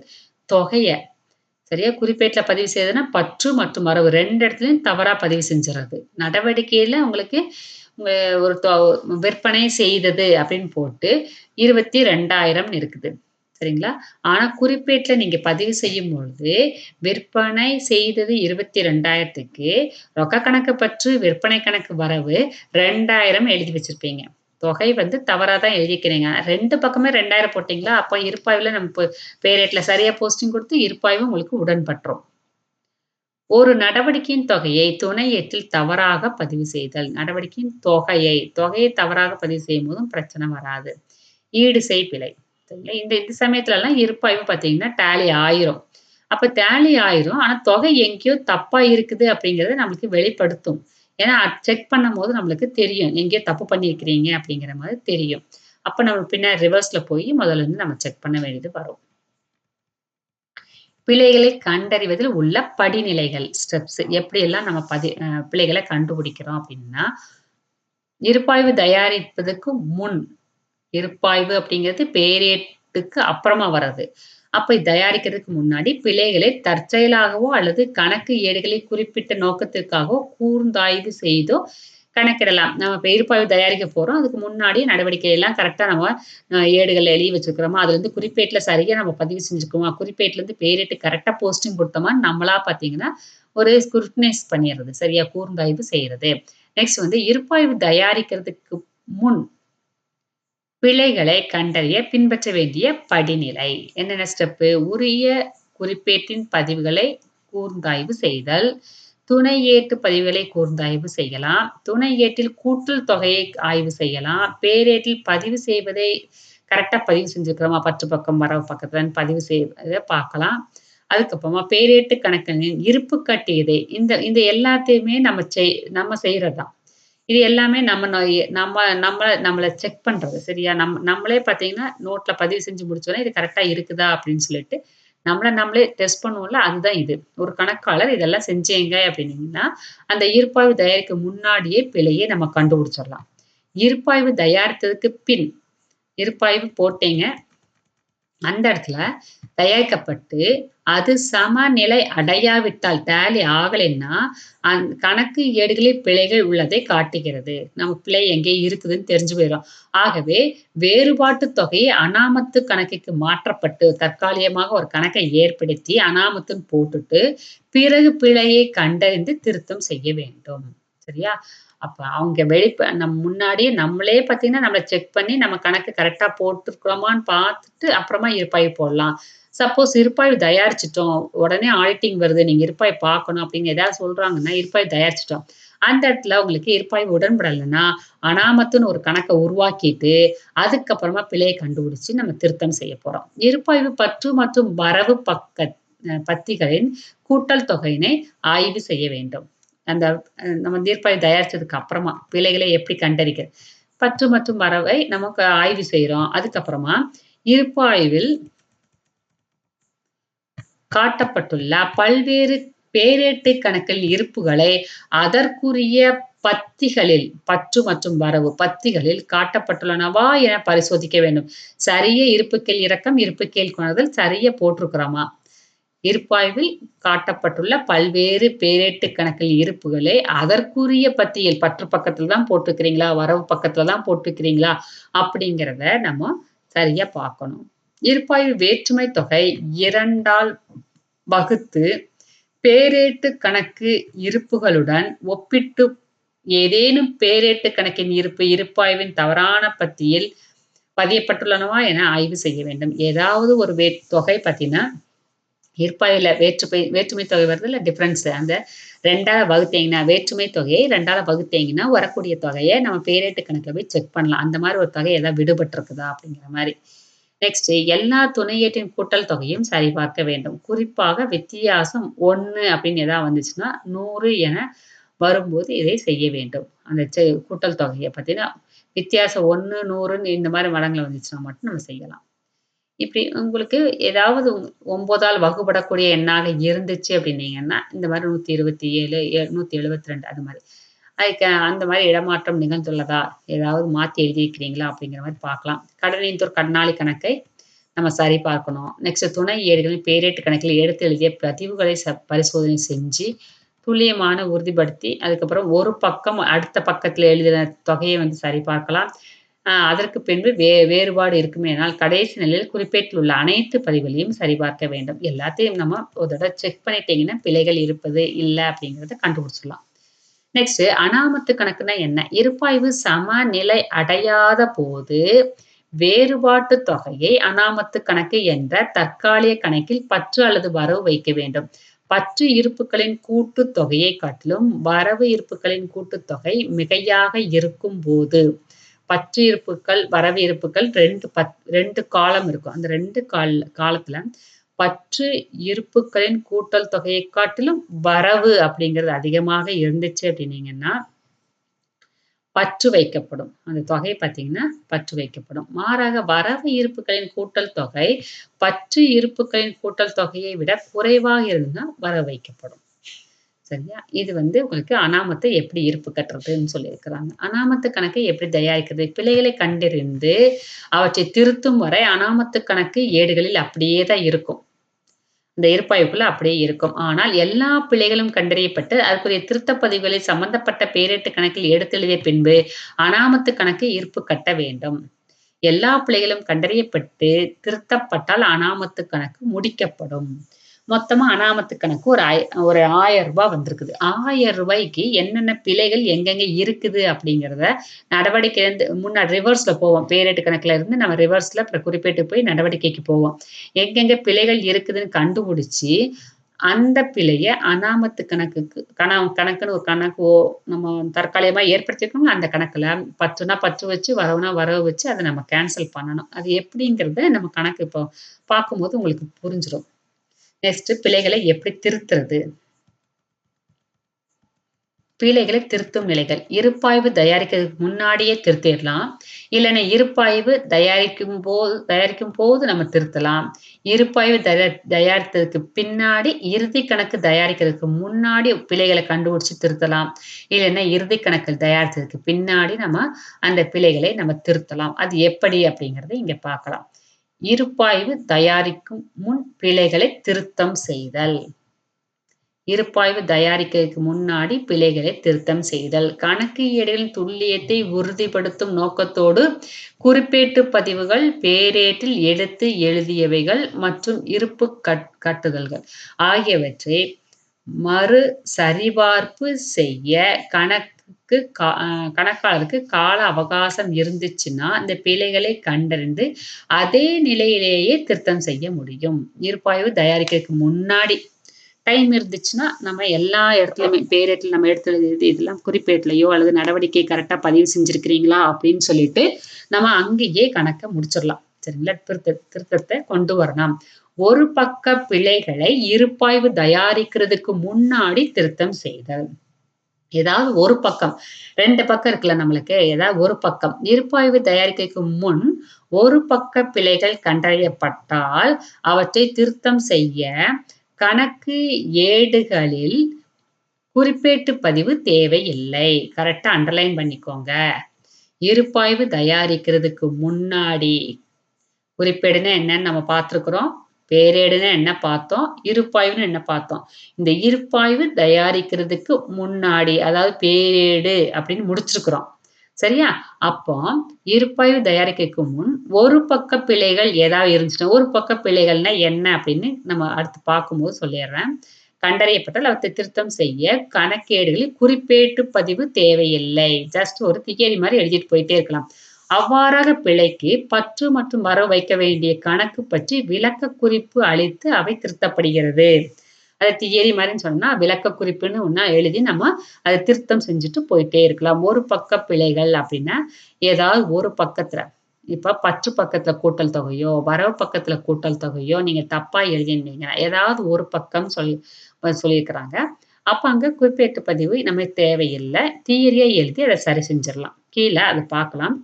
இந்த மாரி சம் பார்த்தீங்கன்னா, உங்களுக்கு 2 மார்க்கு, 3 மார்க்ல, 5 மார்க்ல இடைப்பட்ட ஏதாவது ஒரு 5 நடவடிக்கையில 1 மட்டும் இந்த மாரி வரலாம். இந்த மாரி உங்களுக்கு ஈஸியா எழுதுற மாரி நெறைய இருக்குது உங்களுக்கு பிழைகள். பிழைகள் உங்களுக்கு ரொம்ப ஈஸியா இருக்கும். கவனமா பாரு. விற்பனை ஏடு. சரிங்களா? விற்பனை ஏட்டில் 100 குறைவாக கூட்டப்பட்டுள்ளது. சரிங்களா? ஏதாவது ஒரு பக்க பிழைகள்னு சொன்னோமா, அப்போ கூட்டல் தொகை ஒரு பக்கம் தான் வரும் உங்களுக்கு. 2 பக்கமே பார்த்தீங்கன்னா, ஏடுகள்ல வராது. ஒரு பக்கம் தான் வருது. விற்பனை ஏட்டில் 100 குறைவாக கூட்டும். விற்பனை ஏடு என்ன இருப்ப காட்டும்? வரவு. சரிங்களா? விற்பனை ஏடு அப்படிங்கிறது வரவிருப்பை காட்டும். அந்த வரவுல 100 குறைவாக இருக்கு. அப்ப நம்ம என்ன செய்வோம்? நம்மளா இருந்தா என்ன செய்வோம்? ரப்பர் வச்சு அழிச்சு இங்க 100 வந்து அதிகப்படுத்தி நீங்க கூட்டி எழுதி வச்சுருவீங்களா? அந்த மாரி இங்க எழுத முடியாது. ரப்பர் வச்சோ, பெலிக்கன் வச்சோ எதுவுமே செய்ய முடியாது. அப்ப நம்ம தியரி எழுத போறோம். என்ன எழுதுவீங்க? கீழ பாரு தீர்வுல விற்பனை கணக்கில் 100 வரவு வைக்க வேண்டும். கம்மியா தானே இருக்கு. திருப்பி ரூ. 100 வரவு வச்சுட்டீங்கன்னா வேல முடிஞ்சுது. சரியா? தியரி எழுதி வச்சுருவீங்க. இந்த மாரி 100 வரவு வைக்க வேண்டும். 2வது விற்பனை ஏட்டில் 200 அதிகமாக கூட்டப்பட்டுள்ளது. அப்ப வரவுல 200 அதிகமா இருக்கு. அப்ப அத என்ன செய்யணும்? அத கேன்சல் பண்ணணும். 200 கேன்சல் பண்ணணும். அப்ப என்ன பண்றீங்க? பற்று வச்சுடுறீங்க. 200 பற்று வச்சுடுறீங்க. கம்மியா இருந்துச்சுன்னா 100 கம்மியா இருந்துச்சு. அப்ப 100 மறுபடியும் வரவு வச்சீங்க. இங்க 200 அதிகமா இருக்கு. அதனால பற்று வச்சுட்டீங்க. அதிகமா விற்பனை ஏட்டு வரவு காட்டும். வரவுல 200 அதிகமா இருக்கு. அப்ப பற்று வச்சுட்டீங்கன்னா, அது கேன்சல் ஆயிரும். நெக்ஸ்ட்டு 3வது பாரு கொள்முதல் ஏடு. கொள்முதல் ஏடு என்ன இருப்பை காட்டும்? பற்றிருப்பை காட்டும். கொள்முதல் அப்படிங்கிறது பற்று. விற்பனைன்னா வரவு. கொள்முதல் ஏட்டில் 300 குறைவாக இருக்கு. கொள்முதல் ஏடு பற்றிருப்பை காட்டும். சரியா? கரெக்ட்டா ஞாபகம் வச்சுக்கோங்க. நீங்க உங்க புக்ல இந்த இடத்துல எழுதி வச்சுக்கோங்க. கொள்முதல் ஏடு பற்றிருப்பை காட்டும். அந்த பற்று குறைவாக இருக்கு. அப்ப மேலும் பற்று தானே வைக்கணும் நீங்க. சரிங்களா? அதனால தான் 300 பற்று வைக்க வேண்டும். 4 கொள்முதல் ஏட்டில் 400 அதிகமாக இருக்கு. பற்று கொள்முதல் ஏடு பற்று. பற்றுல அதிகமாக 400 போட்டுட்டீங்க. அப்ப அத கம்மி பண்ணணும். அப்ப நீங்க வரவு வைக்கணும். ரூ. 400 வரவு வைக்க வேண்டும். புரிஞ்சுதா? ஒரு தடவைக்கு 2 தடவ சொல்லி பாருங்க. விற்பனை ஏடு வரவு, வரவுல குறைவாக இருக்கு. ஸோ மேலும் வரவு வச்சுட்டீங்க. விற்பனை ஏட்ல 200 அதிகமா இருக்கு. கம்மி பண்ணணும். அதனால பற்று வச்சுட்டீங்க. நெக்ஸ்ட் கொள்முதல் ஏடு பற்று குறைவாக இருக்கு. அப்போ நீங்க 300 மறுபடியும் பற்று வச்சிரணும். நீங்க கொள்முதல் ஏடு 400 அதிகமா இருக்கு. அப்ப பற்றுல அதிகமாக 400க்கு வரவு வச்சுட்டீங்க. சரியா? ஈஸியா இருக்கு பாருங்க. நெக்ஸ்ட் பார்த்தீங்கன்னா, எடுத்துக்காட்டு 2 கூட்டல் பிழைகள். கொள்முதல் ஏடு கொள்முதல் திருப்ப ஏட்டில் 500 குறைவாக இருக்கு. கொள்முதல் திருப்ப ஏடு என்ன இருப்பை காட்டும்? வரவிருப்பை காட்டும். சரிங்களா? வரவு. கொள்முதல் திருப்பம் அப்படிங்கிறது வரவு. வரவுல 500 குறைவா இருக்கு. அப்ப மேலும் 500 பற்று வைக்க வேண்டும். கொள்முதல் திருப்ப ஏடு சரி மேலும் வரவு வைக்க வேண்டும்.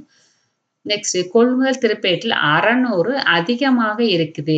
600 அதிகமாக வரவு வச்சிருக்கிறீங்க. அப்ப 600 கம்மி பண்ணிருங்க. பற்று வச்சுருவீங்க. விற்பனை திருப்ப ஏடு. விற்பனை திருப்ப ஏடு பற்று. பற்றுல குறைவா இருக்கு. அப்ப பற்று வச்சுருங்க 700. இங்க 800 அதிகமா இருக்கு. அப்ப வரவு வச்சுருங்க. நெக்ஸ்ட் 3வது எடுத்துக்காட்டு. முன் எடுத்து எழுதும்போது ஏற்படக்கூடிய பிழைகள். ஒரு பக்கத்திலிருந்து இன்னொரு பக்கத்துக்கு எடுத்து எழுதும்போது இருக்கக்கூடிய பிழைகள் என்ன? கொள்முதல் ஏட்டின் மொத்த தொகையை கொள்முதல் பற்று. சரியா? மொத்த தொகையை அடுத்த பக்கத்திற்கு எடுத்து எழுதும்போது 100 குறைவாக எடுத்தெழுதப்பட்டுள்ளது. அப்ப என்ன அர்த்தம்? கொள்முதலீடு பற்றுன்னு சொல்லிட்டுனா பற்று குறைவா இருக்கு. மேலும் பற்று வச்சுருங்க. அதுதான் இங்க சொல்லியிருக்கிறாங்க வாங்க. பற்று வச்சுருங்க. 2வது கொள்முதல் திருப்ப ஏட்டின் கூட்டல் தொகையை திருப்ப ஏடு. கொள்முதல் திருப்ப ஏடு அப்படிங்கிறது வரவு. வரவுல அதிகமாக 200 இருக்கு. அப்ப நீங்க பற்று வச்சிரணும். 200 பற்று வச்சுருங்க. சரியா? விற்பனை திருப்ப ஏடு அப்படிங்கிறது விற்பனைங்கிறது வரவு இல்லையா?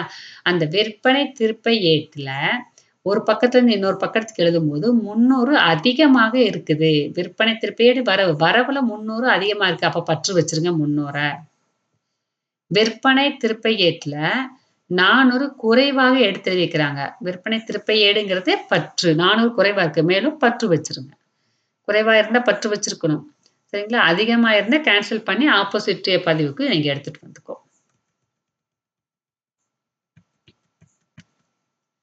எடுத்துக்காட்டு 4 முன் எடுத்து எழுதும்போது ஏற்படக்கூடிய பிழைகள். பெற்ற வாடகை கணக்கு கூட்டல் தொகை. பெற்ற வாடகை அப்படிங்கிறது வரவு. பெற்றது வரவு. சரிங்களா? பெற்ற வாடகை கணக்கில் கூட்டல் தொகை 500 குறைவாக இருக்குது. பெற்ற வாடகை வரவுன்னு சொல்லிட்டேன்னா, சாரி 900 500 சாரி 900 குறைவாக இருக்குது. அப்ப குறைவா இருந்துச்சுன்னா, திருப்பி அதே பக்கத்துல நீங்க வரவே வச்சுருங்க. பெற்ற வாடகை வரவுன்னு சொன்னேன்னா, வரவுல குறைவா இருக்கு. வரவு வச்சா போதும். பெற்ற வாடகை கணக்கின் கூட்டல் தொகை 1000 அதிகமாக இருக்குது. அப்போ பெற்ற வாடகை வரவுன்னு சொன்னா, வரவுல 1000 அதிகமா இருந்தா பற்று வச்சுரு. ரூ. 1000 பற்று வச்சுருங்க. சம்பள கணக்கின் கூட்டுத்தொகை 1100 குறைவாக எடுத்தெழுதப்பட்டுள்ளது. சம்பளம் அப்படின்னாலே பற்று தான். அந்த பற்றுல 1100 குறைவா இருக்கு. அப்ப பற்று தான் வைக்கணும். சம்பள கணக்கின் கூட்டல் தொகை 1200 கூடுதலாக எடுத்தெழுதப்பட்டுள்ளது. சம்பள கணக்கின் கூட்டல் தொகை. சம்பள கணக்கு பற்றுன்னு சொல்லிட்டோம்னா கூடுதலாக இருக்கு. அப்போ பற்றுல அதிகமாக இருக்குது. அப்ப வரவு வச்சுரணும். இங்க பார்த்தீங்கன்னா, கம்மியா இருக்குன்னு சொன்னாங்க. அதனால பற்று வச்சீங்க. இங்க கூடுதலாக இருக்குன்னு சொன்னதுனால வரவுக்கு எடுத்துட்டு வந்துட்டீங்க. சரியா? 5 பேரேட்டில் எடுத்தெழுதும்போது என்ன பிழை இருக்குது? அதெல்லாம் பார்த்தீங்கன்னா, 4 வரைக்கும் பார்த்தீங்கன்னா, ஒரு பக்கத்துல ஏதோ ஒரு பிழை இருக்குது. அத நம்ம சரி பண்றதுக்கு நம்ம என்ன செஞ்சோம்? தியரி மாரி எழுதிட்டு போயிட்டோம். சரியா? ஒரே ஒரு பக்கத்துல கூட்டல் தப்பா இருக்கு. இல்ல அப்ப உங்களுக்கு கூட்டல் தான் மோஸ்ட்லி அதிகமா இருக்கும். இல்ல கம்மியா இருக்குது அப்படின்னு சொல்லியிருப்பாங்க. அத எப்படி நீங்க சரி பண்றது அப்படின்னு சொல்லி பார்த்தீங்க. ஒரு பக்கத்தில் ஏற்படக்கூடிய பிழைகளை நம்ம சரி பண்ணோம். இப்ப பார்த்தீங்க அப்படின்னீங்கன்னா, இந்த பேரேட்டில் எடுத்தெழுதும்போது நிகழக்கூடிய பிழைகள். இதுவும் ஒரு பக்கத்துல தான் இருக்கும் உங்களுக்கு. ஒரு பக்கத்துல இருக்கும்போது சில சில இடத்துல மட்டும் 2 பக்கத்தை பாதிக்கக்கூடியதாக இருக்கும். அதையும் பார்க்கலாம். எடுத்துக்காட்டு 5 பிழைகளை அதாவது இருப்பாய்வு தயாரிக்கிறதுக்கு முன்னாடி தான் இதுவும். பேரேட்லயே நம்ம சரி பண்றோமா, அப்ப இருப்பாய்வு தயாரிக்கிறதுக்கு முன்னாடி. கட்டிட மீது தேய்மானம் 5000 தேய்மான கணக்கில் எடுத்தெழுதப்படவில்லை. கட்டிடம் மீது தேய்மானம் தேய்மானம் நட்டம் நம்மளுக்கு. தேய்மான கணக்கு பற்று கட்டிடம் அப்படின்னு எழுதியிருக்கோம் நீங்க குறிப்பேட்டுல. அப்போ குறிப்பேட்டுல எழுதிட்டீங்க. பேரேட்டுல எடுத்து எழுதும்போது தேய்மான கணக்குன்னு ஒண்ணு இருக்குல்ல, அந்த கணக்குல 5000 எடுத்து எழுதல. அப்ப தேய்மான கணக்கில் 5000 நீங்க எடுத்து எழுதுனா போதுமானது. அதுக்கு எதுவுமே செய்ய வேண்டாம். எடுத்து எழுதப்பட வேண்டும். அப்ப தேய்மான கணக்கு பற்று இருக்குதா, அந்த பற்றுல 5000 தேய்மான கணக்கில் 5000 பற்று வைக்கப்பட வேண்டும் அப்படின்னு ஒரு தியரி எழுதுனா போதுமானது. ஒரு கணக்குல தான் நீங்க எழுதாம வச்சிருக்கிறீங்க. சரியா? அதனால. நெக்ஸ்ட் பார்த்தீங்கன்னா, வெங்கட்டுக்கு 2000 கூலி செலுத்தியது. கூலி கணக்கில் 2 முறை எடுத்தெழுதப்பட்டுள்ளது. அப்ப நீங்க 2 முறை அப்படின்னா என்ன அர்த்தம்? வெங்கட்டுக்கு கூலி கொடுத்து கூலி அப்படிங்கிறது பற்று. சரியா? கூலி கணக்குல 2 முறை பற்றுல அதிகமாக எழுதியிருக்கிறீங்க. ரூ. 2000 அதிகமா இருக்கிறீங்களா? ஒரு தடவ எழுதுனா போதும். 2 தடவ எழுதியிருக்கீங்க. அப்ப ரூ. 4000 எழுதி வச்சிருப்பீங்க. அப்ப 2000 மட்டும் கம்மி பண்ணா போதும். ஒரு தடவ கரெக்ட்டா எழுதுனா போதும். இன்னொரு தடவ தப்பா எழுதியிருக்கீங்களா, அத கேன்சல் பண்ணி கொண்டு வந்துருங்க. அப்ப 2000 கூலி கணக்கில் வரவு வைக்கப்பட வேண்டும்.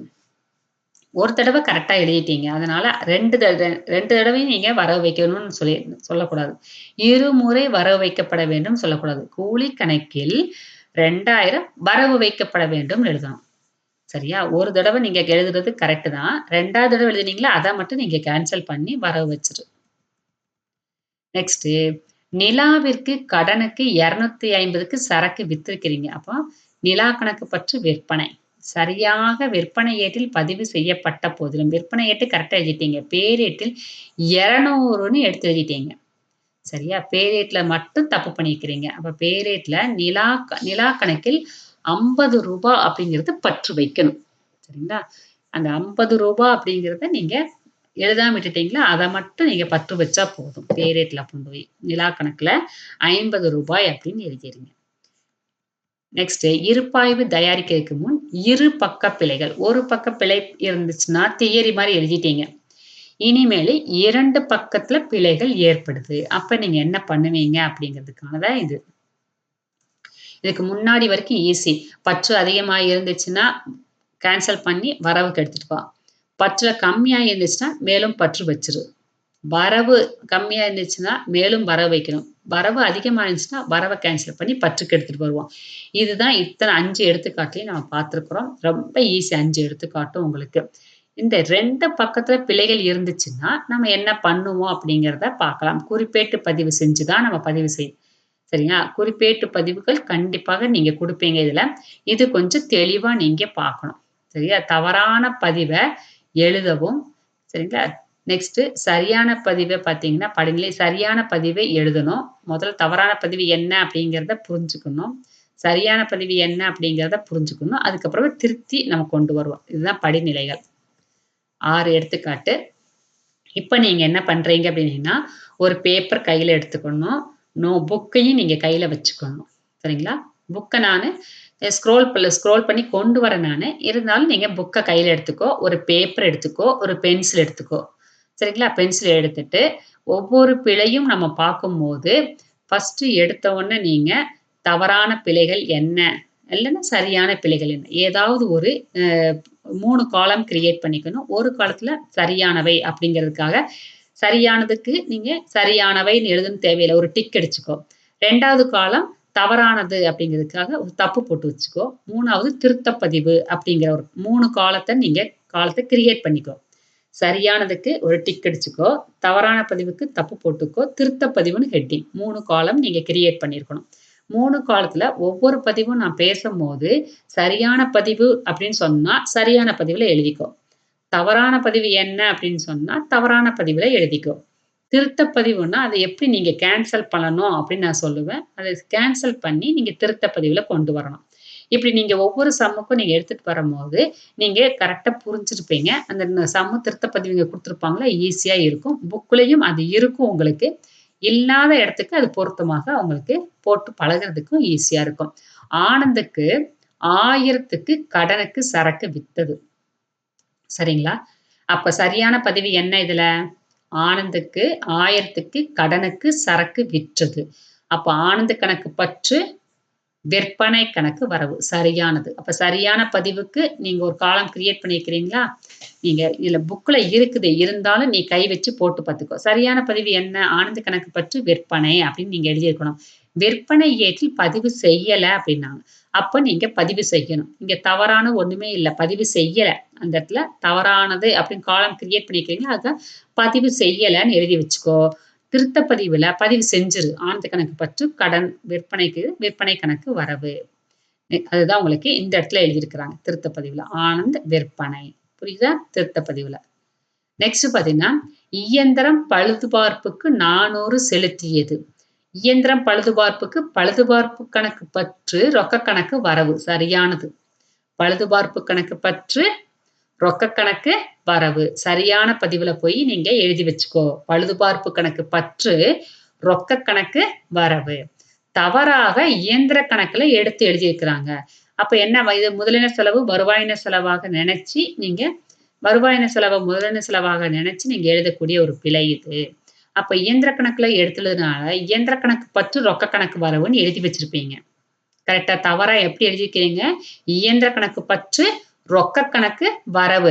அப்ப வரவுல பார்த்தீங்கன்னா பிரச்சனையே இல்ல. ரொக்கம் வெளியில போன மாரி தான் எழுதி வச்சிருக்கிறீங்க.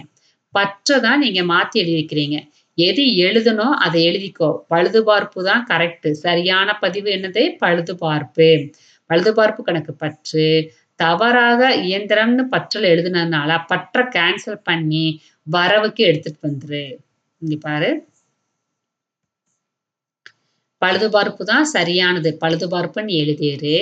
தவறாக எங்க எழுதியிருக்கிறீங்க? இயந்திர கணக்குல எழுதியிருக்கிறீங்க. தவறாக இயந்திர கணக்கில் எடுத்தெழுதப்பட்டுள்ளது. இயந்திரத்த கேன்சல் பண்ணி பற்றுல இருக்கிறத கேன்சல் பண்ணி வரவுக்கு நீங்க எடுத்துட்டு வந்துருவீங்க. இயந்திர கணக்கு. சரியா? 3வது பார்த்தீங்கன்னா, காந்திராஜுக்கு 2000 சம்பளம் செலுத்தியது. இதுக்கு சரியானது என்ன? சம்பள கணக்கு பற்று, ரொக்க கணக்கு வரவு. சரியா? சம்பள கணக்கு பற்று, ரொக்க கணக்கு வரவு.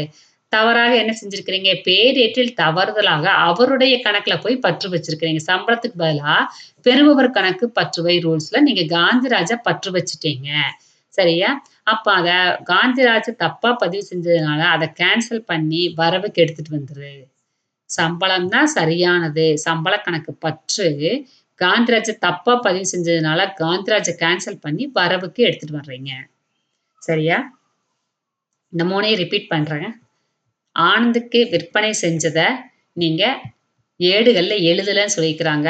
விற்பனை ஏட்ல. நீங்க விற்பனை ஏட்ல எழுதிரு. ஆனந்து கணக்கு பற்று, விற்பனை கணக்கு வரவு. பிரச்சனையே இல்ல. பதிவு செய்யல, நீ பதிவு செஞ்சுட்ட. 2வதுக்கு பழுதுபார்ப்புக்கு பணம் செலுத்தியிருக்கிறீங்க. இயந்திரம் பழுதுபார்ப்புக்கு ரூ. 400 செலுத்தியது. பழுதுபார்ப்பு கணக்கு பற்று ரொக்க கணக்கு வரவு. சரியான பதிவு அப்படின்னு ஒரு காலம் போட்டு வச்சிருக்கிறீங்க. அதுல எழுதிக்கோ. பழுதுபார்ப்பு கணக்கு பற்று ரொக்க கணக்கு வரவு தான். தவறாக இயந்திர கணக்கு பற்றுன்னு எழுதி வச்சிருக்கிறீங்க. அப்ப இயந்திரம் தவறாக இருக்கிறதுனால இயந்திரத்த கேன்சல் பண்ணி வரவுக்கு எடுத்துட்டு வந்துட்டீங்க. 3வது பார்த்தீங்கன்னா, காந்திராஜுக்கு சம்பளம் கொடுத்தது.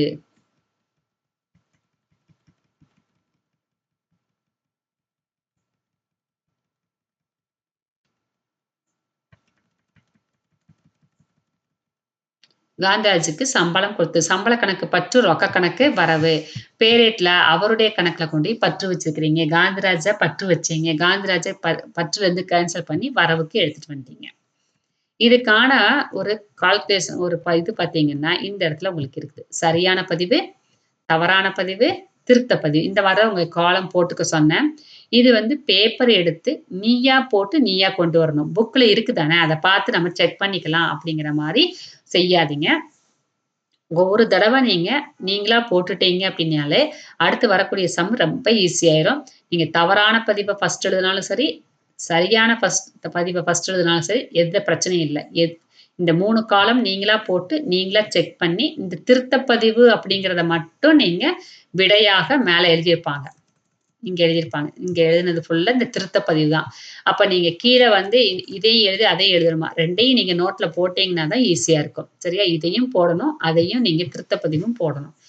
அப்ப எடுத்த உடனே இத போட்டுருங்க. இத போட்டுட்டு அப்புறமா நீங்க திருத்த பதிவ கீழ கொண்டு வாங்க. ம். பதிவு இல்ல ஃபர்ஸ்ட்டுக்கு. அப்ப பதிவு செய்யணும். சரியான பதிவு.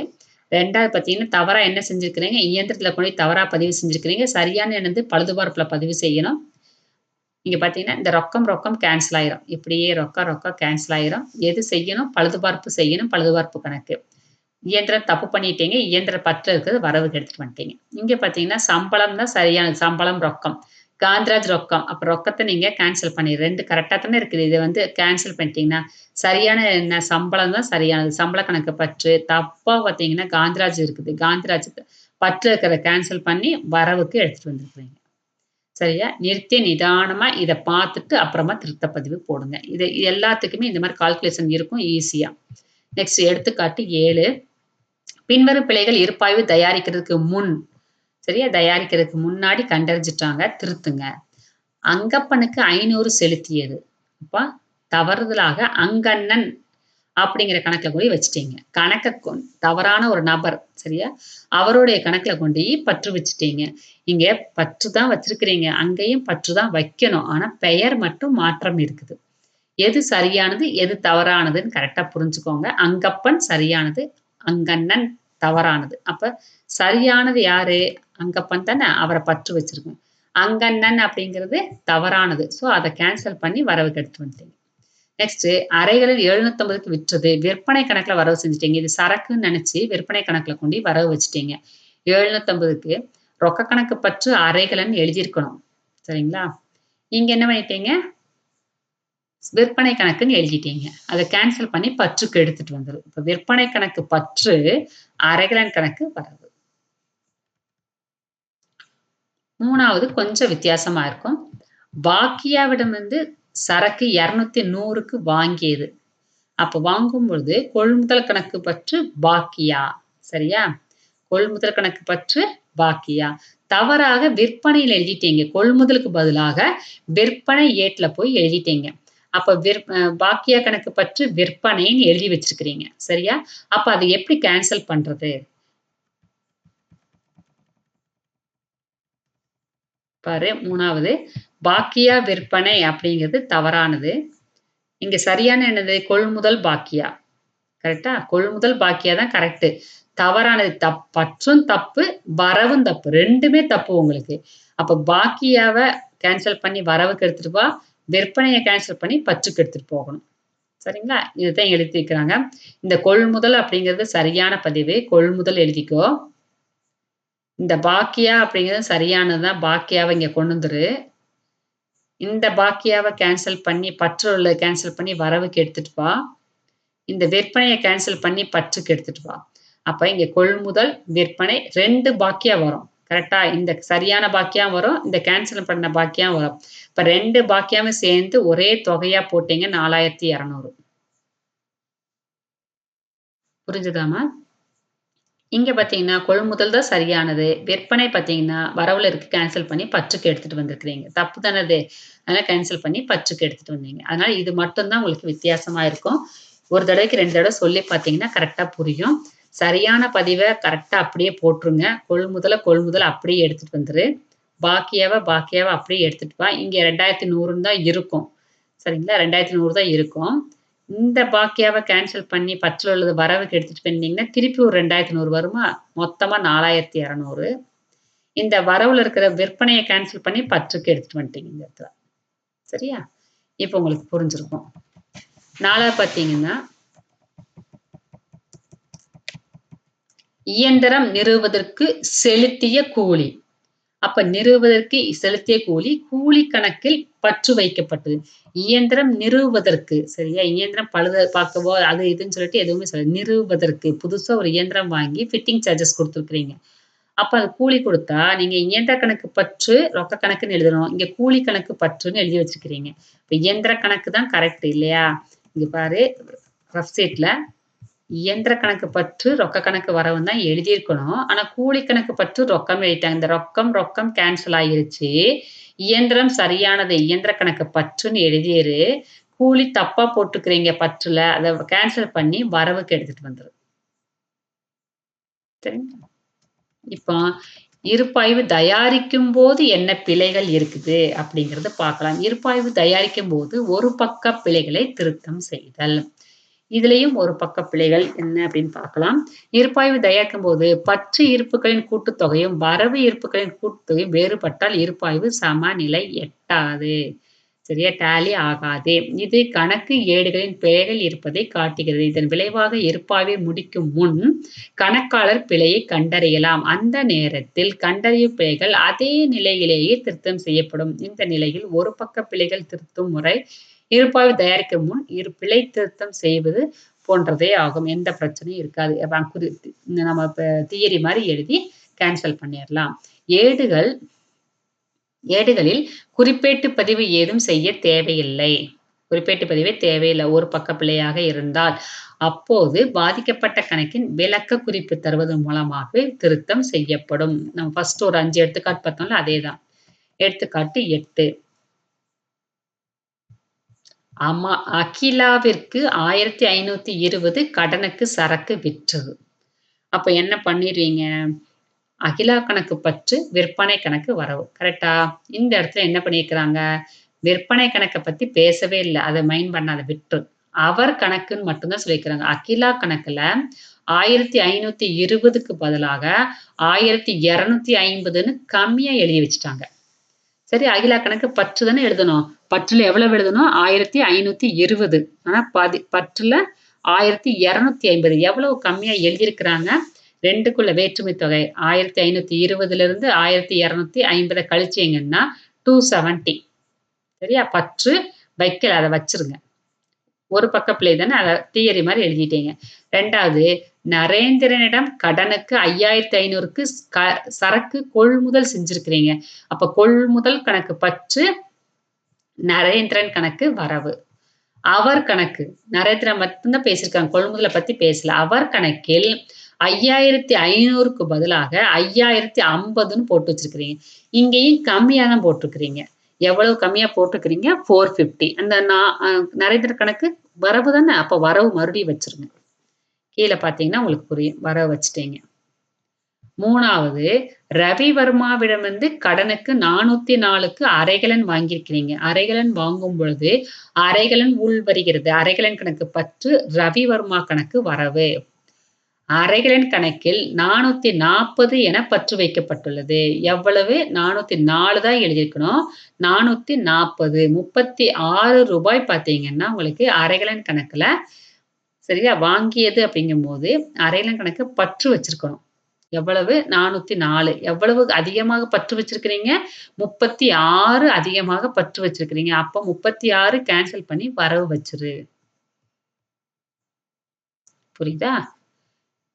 அடுத்து 2000 ரொக்கத்திற்கு இயந்திரம் வாங்கியது. ரொக்கத்துக்கு இயந்திரம் வாங்கியிருக்கிறீங்க. இயந்திர கணக்கு பற்று, ரொக்க கணக்கு வரவு. பேரேட்டில் இயந்திர கணக்கில் எடுத்து எழுதப்படாமல் உள்ளது. எழுதிருங்க. எடுத்து எழுதிருங்க. இயந்திர கணக்கு பற்றுல 2000 எழுதப்பட வேண்டும். வைக்கப்பட வேண்டும்.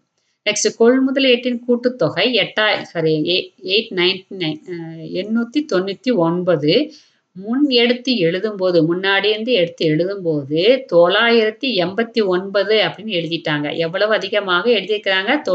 90 அதிகமாக எழுதிட்டாங்க. கொள்முதல் ஏட்டு கூட்டுத்தொகை. கொள்முதல் ஏடுங்கிறது பற்று. பற்றுல கம்மியா இருக்கா? அதிகமா இருக்கா? அதிகமாக எழுதி வச்சிருக்கிறாங்க. அப்ப வரவு வச்சிரு. சரியா? பற்றுல அதிகமாக இருக்கு. அந்த அதிகத்த கேன்சல் பண்ணி வெளியில கொண்டு வரணும். பற்றுலருந்து கேன்சல் பண்ணி வரவு வச்சிருங்க. இது ஒரு பக்கத்தை பாதிக்கக்கூடிய பிழைகள். இருப்பாய்வு தயாரிக்கும்போது 2 பக்கங்களை பாதிக்கக்கூடிய பிழைகள். இங்கேயும் பிழை கண்டுபிடிக்கிறோம். இருப்பாய்வு தயாரிக்கும் போது. புவனா 100 மதிப்புள்ள சரக்கினை திருப்பி அளித்தார். புவனா தான் திருப்பி வெளியில அனுப்பியிருக்கிறாரு. அப்ப விற்பனை திருப்பம். இது சரக்கிருப்பில் சேர்க்கப்பட்டும் கணக்கு ஏடுகளில் பதிவு செய்யாமல் உள்ளது. பதிவு செஞ்சிரு. சரியா? அப்ப திருப்பி அனுப்பினாலும் விற்பனை திருப்பம். விற்பனை திருப்ப கணக்கு பற்று, புவனா கணக்கு வரவு. பதிவு செய்யலைல பதிவு செஞ்சிருங்க. 2வது பார்த்தீங்க அப்படின்னீங்கன்னா, மணிக்கு 475க்கு கடனுக்கு சரக்கு விற்றது. அப்போ என்ன அர்த்தம்? மணி கணக்கு பற்று, விற்பனை கணக்கு வரவு. விற்பனை ஏட்டில் 745ன்னு பதிவு செஞ்சிருக்கிறீங்க. அதிகமாக பதிவு செஞ்சிருக்கிறீங்க. விற்பனை ஏடு வரவு. வரவுல அதிகமாக பதிவு செஞ்சிருக்கிறேன். அப்ப பற்று வைக்கணும். சரியா? விற்பனையில பற்று வச்சிருங்க. விற்பனை கணக்கு பற்று, மணி கணக்கு வரவு. எவ்வளவுன்னு டிஃபரன்ஸ் பார்த்து வச்சிரு. சரியான பதிவு என்ன? தவறான பதிவு என்னன்னு புரிஞ்சுக்கணுமா? பதிவு பார்த்தீங்கன்னா கரெக்ட்டா தான் இருக்குது. ஆனா, தப்பான அமௌண்ட் போட்டதுனால 2 பக்கமும் உங்களுக்கு பாதிப்பு வந்துருச்சு. அமௌண்ட் எவ்வளவு போட்டிருக்கீங்க? அதிகமாக போட்டிருக்கிறீங்க. அப்ப ரிவர்ஸ் என்ட்ரி வந்துரும் உங்களுக்கு. சரியா? நெக்ஸ்ட் பார்த்தீங்க அப்படின்னீங்கன்னா, 3வது சத்யாவிடமிருந்து பெற்ற 500க்கான காசோலை மறுக்கப்பட்டது. படிகள் கணக்கில் பற்று வைக்கப்பட்டுள்ளது. அந்த இது பார்த்தீங்கன்னா, அ அதுக்கான ஆதார ஆவணம் இருக்குல்ல, அந்த படிகள் கணக்கில் பற்று வைக்கப்பட்டுள்ளது அப்படின்னு. சத்யாவிடந்து பெற்ற 500க்கான காசோலை மறுக்கப்பட்டது அப்படின்னு. சத்யாவிடம் பெற்ற 500 அப்படிங்கிறது காசோலை, பெற்ற காசோலை பணம் நம்மளுக்கு வரணும். இல்லையா? நம்ம வந்து பேங்க்ல போட்டிருக்கிறீங்க. கலெக்ஷனுக்கு போட்டிருக்கிறீங்க. ஆனா, அவங்க பேங்க்ல பணம் இல்ல. திருப்பி வந்துருச்சு நம்மளுக்கு. அப்ப என்ன செய்வீங்க? சத்யாக்கு திருப்பி அனுப்பிருவீங்க. சரியா? அந்த அந்த இது இருக்குல்ல உங்களுக்கு, அந்த காசோலை காசோலை அந்த காசோலை இருக்குல்ல, அதான் படிக்கல்ன்னு சொல்றோம். அந்த சத்யா வங்கியிலேருந்து வெளில போயிருக்கும்.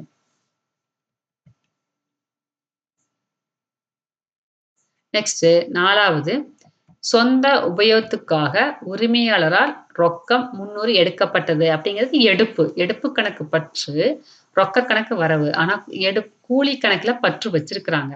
அப்ப கூலிய கேன்சல் பண்ணி வரவுக்கு எடுத்துட்டு வந்துரு.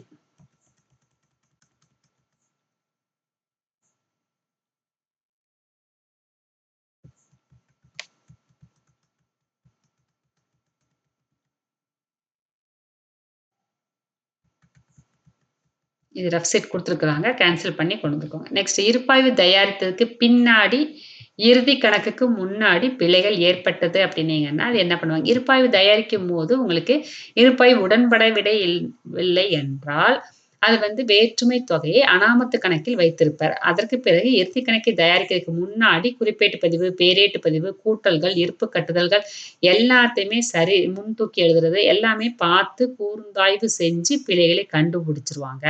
அந்த நிலையில ஒரு பக்க பிழைகள் சம்பந்தப்பட்ட கணக்கிற்கு பற்று வைத்தல் அல்லது வரவு வைத்தல் மற்றும் அனாமத்து கணக்கு ஆகியவற்றை கொண்ட பிழை திருத்தப் பதிவு மூலம் திருத்தம் செய்யப்படும். இப்பிழைகளை திருத்தம் செய்ய அனாமத்து கணக்கு பயன்படுத்தப்படுகிறது. ஒரு பக்கம் பிழையா இருந்துச்சுன்னா, அனாமத்து கணக்க சரி பண்ணிருவாங்க. எனவே அனாமத்து கணக்கில் வைக்கப்பட்ட இருப்பாயின் வேற்றுமை தொகை சரிக்கட்டப்படும். எல்லா ஒரு பக்க பிழைக்கும் முழுமையாக திருத்தம் செய்யப்பட்டால், அனாமத்து கணக்கு இருப்பு முழுவதுமாக நீங்கப்படும். பற்ற கேன்சல் பண்ணீங்க அப்டின்னீங்கன்னா, வரவுக்கு எடுத்துட்டு வருவீங்க. வரவுல அந்த தொகைய வச்சுட்டு, பற்ற வந்து அனாமத்துன்னு போட்டுருவீங்க. அதே இது வரவுல உங்களுக்கு கேன்சல் பண்ணணும்னா, வரவ கேன்சல் பண்ணி பற்றுக்கு எடுத்துட்டு வருவீங்க. அனாமத்த வரவுல வச்சுருவீங்க. இப்படி ஏதாவது ஒரு பக்கத்துல பிழைய வந்து நீங்க கேன்சல் பண்ணுவீங்க. இன்னொரு பக்கத்துல அனாமத்த உருவாக்கி இருக்கிறீங்களா, அத கேன்சல் பண்றதுக்காக அனாமத்த பற்றோ, வரவோ உபயோகப்படுத்தி அந்த பிழைகள எல்லாத்தையுமேமோ நீக்கிருவீங்க. எடுத்துக்காட்டு 10.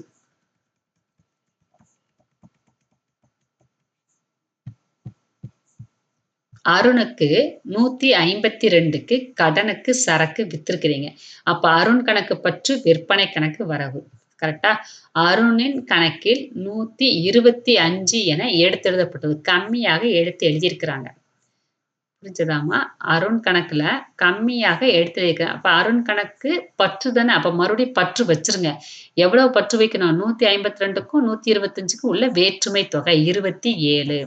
அப்ப 27 அருண் கணக்கு பற்று ரூ. 27. அப்ப அனாமத்தை பயன்படுத்தி ஏன்னா இருப்பாய்வு தயாரித்ததுக்கு பின் அப்படிங்கிற வார்த்தை வந்ததுனால அனாமத்தை நீங்க உபயோகப்படுத்தணும். சரியா? அனாமத்து கணக்கு இருப்பதாக கருதி பிழைகளை திருத்தவும். இருப்பாய்வு தயாரிச்சதுனால அனாமத்து கணக்கு இருப்பதாக நினைச்சுக்கோ அப்படின்னு சொல்லிட்டாங்க. அப்ப என்ன அர்த்தம்? இது ஒரு பக்க பிழை தான். இன்னொரு இதுக்கு என்ன எழுதிக்கிறாங்க? அனாமத்துன்னு எழுதிட்டாங்க. 2வது லக்ஷ்மியிடம் கடனுக்கு 550க்கு சரக்கு கொள்முதல் செய்து. அப்ப கொள்முதல் கணக்கு பற்று லக்ஷ்மி. அவரது கணக்கில் 505 என வரவு வைக்கப்பட்டுள்ளது. இதுலயும் பார்த்தீங்கன்னா, ஒரு பக்கம் தான். அவருடைய கணக்கு மட்டும் தான். எவ்வளவு கம்மியா இருக்கு. திருப்பி நீங்க வரவு வைக்கணும் இல்லையா? வரவு லக்ஷ்மி கணக்கு வரவு வைக்கணும். அப்ப பற்றுல நீங்க அனாமத்துன்னு வச்சு, வரவுல லக்ஷ்மின்னு வச்சுருங்க. பார்த்துக்கோ. 3வது அபிரூபாவிடம் வந்து கடனுக்கு 404 அரைகலன் வாங்கியது. அரைகலன் கணக்கு பற்று அபி கணக்கு வரவு. அபிரூபா கணக்கு வரவு. அரைகலன் கணக்கில் அபிரூபா பத்தி பேசவே இல்ல. அரைகலன் கணக்கு அப்படிங்கிறது பற்று. அரைகலன் கணக்குல 404க்கு பதிலா 440 ரூ. 36 சரியா? அதிகமாக இருக்குது. அப்ப அங்க அனாமத்த வச்சு அதிகமா இருக்கிறதுனால கேன்சல் பண்ணி வரவுல எடுத்துட்டு வந்துட்டீங்க 36. நெக்ஸ்ட்டு இஎன்ஆ. 200 ரொக்கத்துக்கு இயந்திரம் வாங்கியது. ரூபாய் 200க்கு இயந்திரம் வாங்கியிருக்காங்க. ரொக்க கணக்கு பற்று சரி வாங்கியது. இயந்திர கணக்கு பற்று, ரொக்க கணக்கு வரவு. பேரேட்டில் இயந்திர கணக்கில் எடுத்து எழுதல. எடுத்து எழுதிருங்க. வரவுல இயந்திர கணக்குல எடுத்து எழுதணும். பற்று இயந்திர கணக்கு பற்று, அனாமத்து கணக்கு வரவு. எடுத்து எழுதல. எழுதிட்டு அனாமத்த வரவு வச்சுருங்க. கொள்முதலேட்டின் கூட்டல் தொகை 89. முன்னாடி இருந்து எடுத்து எழுதும்போது 98. ரூ. 10 அதிகமா எழுதிட்டீங்க. கொள்முதல் கணக்கு பற்று தான். கொள்முதல் ஏடு பற்று. அதிகமா இருக்கிறதுனால வரவுக்கு எடுத்துட்டு போயிரு. பற்றுல அனாமத்து கொண்டு வந்துரு.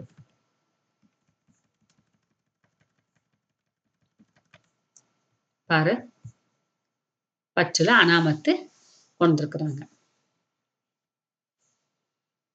தப்பா பதிவு செய்யலைன்னா பதிவு செஞ்சுட்டு கரெக்டான சரி பற்றுல செய்யலை அப்படின்னா பற்றுல செஞ்சுட்டு வரவு வந்து அனாமத்து வச்சிருவீங்க.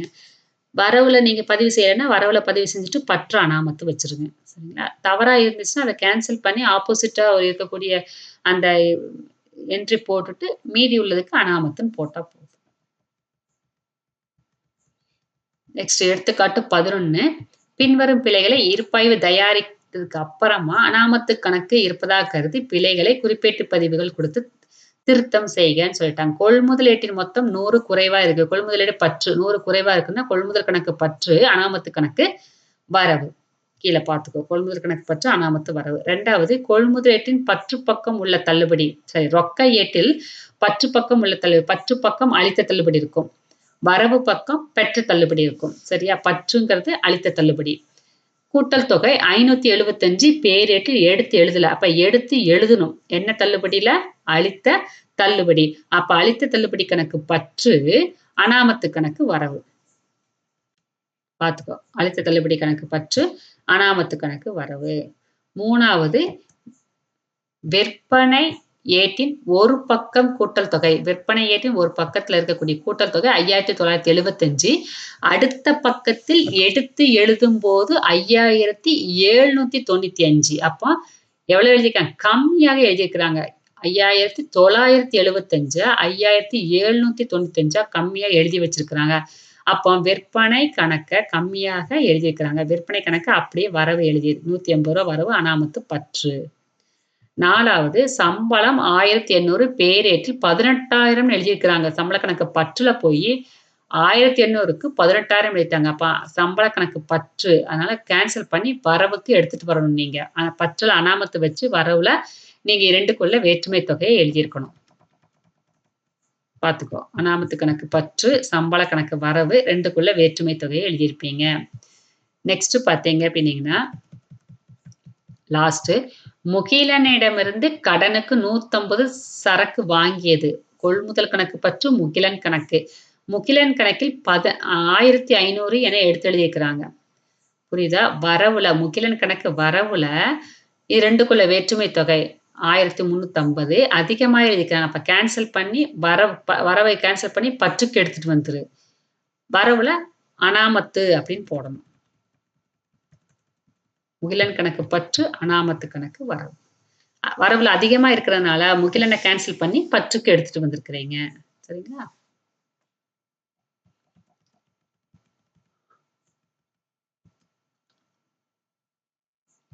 இருப்பாய்வு தயாரித்த பின்னு இரு பக்க பிழைகளை திருத்தம் செய்தல். இது பார்த்தீங்க அப்படின்னீங்கன்னா பேப்பர் பென்சில் இல்லாம போட்டீங்கன்னா கொஞ்சம் சிரமம். அதனால பாருங்க. 2 பக்கம் பாதிப்பு இருந்துச்சு அப்படின்னீங்கன்னா அனாமத்தையும் யூஸ் பண்ணணும்.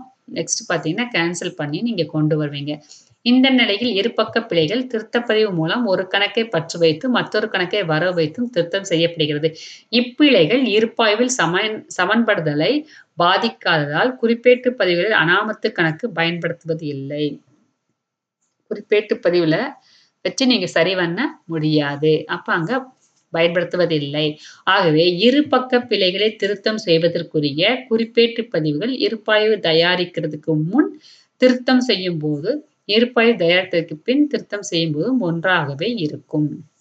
இருபக்க பிழைகள் 12 அனிதா ரூபாய் 50 செலுத்தியது. அனிதாவிற்கு தவறாக வனிதா கணக்கில் பற்று வைக்கப்பட்டுள்ளது. அனிதாக்கு செலுத்தியதுக்கு அனிதா கணக்கு பற்று ரொக்க கணக்குன்னு எழுதியிருக்கணும். வனிதா கணக்குன்னு எழுதியிருக்கு. ரொக்கத்த பத்தி பேசவே இல்ல. ஸோ, அனிதா கணக்கு பற்று. வனிதாவ தப்பா பதிவு செஞ்சதுனால, வனிதாவ கேன்சல் பண்ணி பற்றுலருந்து வரவுக்கு எடுத்துட்டு வந்துரும். சரியா? பற்றுலருந்து வரவுக்கு எடுத்துட்டு வந்துரும். நீங்க பேப்பர்ல சரியான பதிவு, தவறான பதிவு எழுதி, அதுக்கப்புறமா திருத்த பதிவு போடணும். இங்க ஏற்கனவே ரஃப் ஷீட் இருக்கும். இருந்தாலுமே நீங்களும் போட்டு பார்க்கணும். சரியா? அனிதாவுக்கு செலுத்தியதற்கு அனிதா கணக்கு பற்று ரொக்கம். தவறாக வனிதா ரொக்கம்னு எழுதிட்டீங்க. ரொக்கத்த பத்தி பேசவே இல்ல. 2யும் கேன்சல் பண்ணி விட்டுரு. எது சரியானதோ அத எழுதிரு. அனிதா கணக்கு சரியானது. தவறானது என்னது? வனிதா. வனிதாவ பற்றுலருந்து கேன்சல் பண்ணி வரவுக்கு எடுத்துட்டு வந்துரு. 2வது 500க்கு அரைகலன் விற்றது. அரைகலன் கணக்கு பற்று ரொக்க கணக்கு பற்று, அரைகலன் கணக்கு வரவு. விற்றது அரைகலன் வெளிச்செல்லுகிறது. அரைகலன் கணக்கு வரவு. விற்பனை கணக்குல வரவு வச்சிருக்கீங்க. ரொக்கத்த பத்தி எங்கேயும் பேசவே இல்ல. பணம் உள்ள வந்தத பத்தி பேசவே இல்ல. எது வரவு வைக்கணும்? அரைகலன். எது வரவு வச்சிருக்கிறாங்க? விற்பனை. அப்ப விற்பனைய கேன்சல் பண்ணி பற்றுக்கு எடுத்துட்டு வந்துரு. விற்பனை கணக்கு பற்று அரைகலன். புரிஞ்சதா? 3வது நடராஜனிடமிருந்து கடனுக்கு 750க்கு சரக்கு கொள்முதல் செய்தது. கொள்முதல் கணக்கு பற்று நடராஜன். தவறாக விற்பனை ஏட்டில் பதிவு செஞ்சிருக்கிறாங்க. அப்ப நடராஜன் விற்பனைன்னு பதிவு செஞ்சிருக்கிறாங்க. சரியா? எது பதிவு செய்யணும்? கொள்முதல் நடராஜன். இந்த இடத்துல நீங்க பேப்பர் கண்டிப்பா யூஸ் பண்ணியே ஆகணும். இல்ல ஏதோ ஒரு இடத்துல எழுதியாவது பாரு. இந்த இடத்துல எழுதி பாரு. கொள்முதல் அப்படிங்கும்போது கொள்முதல் நடராஜன். தவறாக நடராஜன் விற்பனைன்னு எழுதியிருக்கிறாங்க. கொள்முதல் நடராஜன், நடராஜன் விற்பனை. இப்ப இது 2மே பார்த்தீங்கன்னா தப்பா தானே எழுதியிருக்கிறாங்க. சரியா? இது 2யும் பற்ற கேன்சல் பண்ணி வரவுக்கு எடுத்துட்டு வரணும். வரவ கேன்சல் பண்ணி பற்றுக்கு எடுத்துட்டு போகணும். அதுதான் இங்க செஞ்சிருக்கிறாங்க. எது செய்யணும்? கொள்முதல் செய்யணும் உங்களுக்கு. கொள்முதல் கரெக்ட்டானது. கொள்முதல் கணக்கு பற்றுன்னு எழுதியாச்சு. நடராஜன் கணக்கு வரவுன்னு எழுதியாச்சு. தப்பா நடராஜன பற்று வச்சத கேன்சல் பண்ணி வரவுக்கு எடுத்துட்டு வருவாங்க. விற்பனைய கேன்சல் பண்ணி பற்றுக்கு எடுத்துட்டு போவாங்க. 2 நடராஜன் வருது. 2 நடராஜனுக்கு 2 தொகை. அப்ப 2யும் கூட்டி ஒரே தொகையாக இங்க போட்டுருக்குறாங்க. சரியா? தவறானது, சரியானதுன்னு போட்டு, அதுக்கப்புறமா நீங்க திருத்த பதிவு நீங்க இங்க கொண்டு வரணும். அதுக்கப்புறமா கூலி. இது எல்லா இடத்துலயும் வரக்கூடியதுதான். இயந்திரம் நிறுவுவதம்னா ஃபிட்டிங் சார்ஜஸ் குடுத்துருக்காங்க கூலி. அப்ப இயந்திர கணக்குன்னு எழுதியிருக்கணும். ஆனா கூலி கணக்குல பற்று வச்சிருக்காங்க. அந்த கூலிய கேன்சல் பண்ணி வரவுக்கு எடுத்துட்டு வந்துரு. கூலிய கேன்சல் பண்ணி வரவுக்கு இயந்திரம் தான் பற்று வைக்கணும். பற்று வச்சாச்சு. கூலி தப்பா போட்டதுனால கூலிய பற்றுல இருந்துச்சு. அத கேன்சல் பண்ணி வரவுக்கு எடுத்துட்டு வந்துட்டோம். நெக்ஸ்ட் எடுத்துக்காட்டு 13. எடுத்துக்காட்டு 13 ரொம்ப ஈஸி இதுல. இவங்களே பார்த்தீங்கன்னா, தவறான பதிவ குடுத்துட்டாங்க. ஆனா, பிராக்கெட்ல உங்களுக்கு நடவடிக்கை குடுத்திருக்கிறாங்க. நடவடிக்கையோடைய சிறு விளக்கம், பிறை அடைப்புக்குள்ள விளக்கம் குடுத்திருக்கிறாங்க. அந்த விளக்கத்த பார்த்து நீ பதிவ திருத்தணும். ரொக்கம் செலுத்தி அரைகலன் வாங்கியதுன்னு இருக்கு. ரொக்கம் செலுத்தி அரைகலன் வாங்கியது. அப்ப என்ன அர்த்தம்? அரைகலன் வாங்கும்போது அரைகலன் கணக்கு பற்று ரொக்கம். புரியுதா? அரைகலன் கணக்கு பற்று ரொக்கம். நீ இங்க என்ன பண்ணலாம். இங்க சரியான பதிவு ஒரு டிக் மார்க் அடிச்சு இந்த இடத்துல சரியான பதிவு எல்லாத்தையும் எழுதலாம். இந்த இடத்துல சரியான பதிவு எல்லாத்தையும் எழுதி, அதுக்கப்புறமா திருத்த பதிவு என்ன அப்படிங்கிறத கீழ போட்டிருப்பாங்க. அத நீங்க பார்த்துறலாம். இப்ப இங்க என்ன பதிவு கொடுக்கப்பட்ட பதிவு என்ன? சரியா? இது தவறானதாக இருக்கலாம், சரியானதா இருக்கலாம். ஆனா திருத்த பதிவு நீ குடுக்கணும். இங்க என்ன இருக்குது? தவறாகத்தான் இருக்கிறது. ரொக்கம் செலுத்தி அரைகலன் வாங்கியதுக்கு அரைகலன் கணக்கு பற்று அரைகலன் கணக்கு பற்று ரொக்க கணக்கு எழுதிக்கோ. அரைகலன் கணக்கு பற்று ரொக்கம். அப்ப ரொக்கம் இங்க கரெக்ட்டா தான் இருக்கு. 2யும் நீங்க கேன்சல் ஒண்ணு மைண்ட் பண்ணவே வேண்டாம். வரவுல இருக்கிறத மைண்ட் பண்ண வேண்டாம். என்ன செய்யணும்? என்ன செய்யணும்? அரைகலன் தான் சரியானது. இங்க டிக் மார்க் இங்க அடிச்சிருக்கிறீங்களா? அப்ப அரைகலன் எழுதிக்கோ. அரைகலன் கணக்கு பற்று கொள்முதல் தவறானது கேன்சல் பண்ணி வரவுக்கு எடுத்துட்டு வந்து அரைகலன் கணக்கு பற்று கொள்முதல். இந்த இடத்துல திருத்த பதிவு பாரு. அரைகலன் கொள்முதல். கரெக்ட்டா? ஓகே. 2வது நிலாவுக்கு சம்பளம் கொடுத்தது. அப்ப சரியான என்ன? சம்பள கணக்கு பற்று ரொக்கம்னு எழுதிக்கோ. சம்பள கணக்கு பற்று ரொக்கம். இந்த இடத்துலயும் ரொக்கம் தான் இருக்குது. அதனால பிரச்சனை இல்ல. இங்க இருக்கிற ரொக்கமும், இங்க இருக்கிற ரொக்கமும் மைண்ட் பண்ண வேண்டாம். சரியான என்ன? சம்பளம். தவறானது என்ன? நிலா. நிலாவ பற்றுல இருக்கு. கேன்சல் பண்ணி வரவுக்கு எடுத்துட்டு வா. சம்பள கணக்கு பற்று, நிலா கணக்கு வரவு. கீழே பாரு. 2வது பாரு. இந்த இடத்துல சம்பள கணக்கு பற்று நிலா. அதுக்கப்புறமா 3வது குறள் அமுது ரொக்கம் குடுத்துருக்காங்க. குறள் அமுதுக்கு வாடகை கொடுத்தது. அப்ப என்ன அர்த்தம்? வாடகை ரொக்கம் தான் எழுதியிருக்கணும். அப்ப இங்கேயும் ரொக்கம், இங்கேயும் ரொக்கம் பிரச்சனை இல்ல. எது கரெக்ட்டு? வாடகை. வாடகை கணக்கு பற்று குறள் அமுது கணக்கு வரவு. அப்புறமா பார்த்துக்கலாம். அடுத்து ரொக்கம் விற்பனைன்னு குடுத்துருக்காங்க. ரொக்கத்துக்கு அறைகலன் வித்தது. அறைகலன் விக்கும்போது தவறாக விதியை பயன்படுத்தினதுனால விற்பனைன்னு எழுதி வச்சிருக்கிறாங்க. இந்த இடத்துல என்ன வரும்? ரொக்க கணக்கு பற்று அறைகலன் வரும். இந்த இடத்துல என்ன வரும்? ரொக்க கணக்கு பற்று அறைகலன். ரொக்க கணக்கு பற்று அறைகலன். இங்க ரொக்கம் விற்பனை இருக்கா? இந்த ரொக்கம் பிரச்சனை இல்ல. எது எழுதணும்? அறைகலன வரவு வைக்கணும். அத வரவு வச்சுட்டு வரவுல இருக்கக்கூடிய விற்பனைய கேன்சல் பண்ணி பற்றுக்கு எடுத்துட்டு வந்துரு. விற்பனை கணக்கு பற்று அறைகலன். நெக்ஸ்ட் கோதை மலருக்கு ரொக்கத்திற்கு சரக்கு விற்றது. அப்ப என்ன அர்த்தம்? ரொக்கம் விற்பனை. இந்த இடத்துல ரொக்கம் விற்பனைன்னு எழுதியிருக்கணும். இவங்க என்ன பண்ணிட்டாங்க? கோதைன்னு பார்த்தோன்ன கடன் அப்படின்னு என்னமோ நினைச்சு கோதைய தருபவராக நினைச்சு என்னமோ எழுதி வச்சிருக்கிறாங்க. ரொக்கம் கோதை மலர்ன்னு எழுதி வச்சிருக்கேன். இங்க என்ன எழுதணும்? ரொக்கம் விற்பனைன்னு எழுதணும். அப்ப பற்றுல கரெக்ட்டா தான் வைக்கிறாங்க ரொக்கம். அத கேன்சல் பண்ணிரு. எது எழுதணும்? விற்பனைய வரவு வைக்கணும். இங்க வரவுல கோதை மலர். இந்த வரவுல இருக்க கோதை மலர கட் பண்ணி பற்றுக்கு எடுத்துட்டு வந்துரும். பாரு நம்ம சொன்னது எல்லாமே இங்க இருக்கும். செக் பண்ணிக்கோங்க. இது எப்படி போட்டாங்க அப்படிங்கிறத நீங்க எப்படி போடணும்? தவறான பதிவு குடுத்துருக்காங்க. அது மேல ஹெட்டிங் தப்பு போட்டுக்கோ. பக்கத்திலே சரியான பதிவுக்கு டிக் மார்க் ஒண்ணு அடிச்சு கீழ சரியான பதிவு போடு. 2யும் கேன்சல் பண்ணீங்கன்னா, இந்த திருத்த பதிவு வரும். நெக்ஸ்ட் 14. ஒரு பக்க பிழைகள் மற்றும் இரு பக்க பிழைகள் 2 சேர்ந்து வருது இந்த இடத்துல. விற்பனை ஏட்டின் மொத்தம் 2000 இத என்ன பண்ணியிருக்கிறாங்க? அனாமத்து கணக்கு இருப்பதாக கருதி போட சொல்லிட்டாங்க. அதனால ஒரு பக்க பிழைக்கு 2 பக்க பிழைக்கும் குறிப்பேட்டு பதிவு மாரி இங்க வரும். பார்க்கலாம். விற்பனை ஏட்டின் மொத்தம் 2000 குறைவா இருக்கு. அப்ப விற்பனை ஏடு வரவு 2000 குறைவா இருக்கு. மேலும் வரவு வச்சுரு. அப்புறம் 2000 விற்பனை கணக்கு வரவு. பற்றுல அனாமத்து. இயந்திரம் 3000க்கு கொள்முதல் செய்தது. சரியா? இயந்திரத்த கொள்முதல் செஞ்சு கொள்முதல் ஏட்ல வச்சுட்டாங்க. இயந்திரம் கொள்முதல் செஞ்சாங்கன்னா, இயந்திர கணக்கு பற்று ரொக்கம்னு இருக்கணும். ஆனா, இங்க கொள்முதல கொண்டு வச்சுட்டாங்க. அப்ப இயந்திரம் தானே வைக்கணும் நம்மளுக்கு. இயந்திரம் கணக்கு தான் பற்று. கொள்முதல் ஏட்ல கொண்டு எழுதுனால கொள்முதல் ஏட்ட கேன்சல் பண்ணி, பற்றுல இருக்கிறத கேன்சல் பண்ணி வரவுக்கு எடுத்துட்டு வரணும். இயந்திர கணக்கு பற்று கொள்முதல். அனாமத்த பயன்படுத்தினாலும் இது ஈடு செய் பிழையாக இருக்கிறதுனால அது ஆட்டோமேட்டிக்கா ஈடு ஆயிக்கும். 3வது மதிக்கு 45 சரக்கு விற்றது. அப்ப மதி கணக்கு பற்று விற்பனை கணக்கு. அவர் கணக்குல 54 அதிகமாக உங்களுக்கு பற்று வச்சிருக்கிறாங்க. அத கேன்சல் பண்ணி வரவுக்கு எடுத்துட்டு வந்துரு. மதி கணக்கு வரவு அனாமத்து பற்று.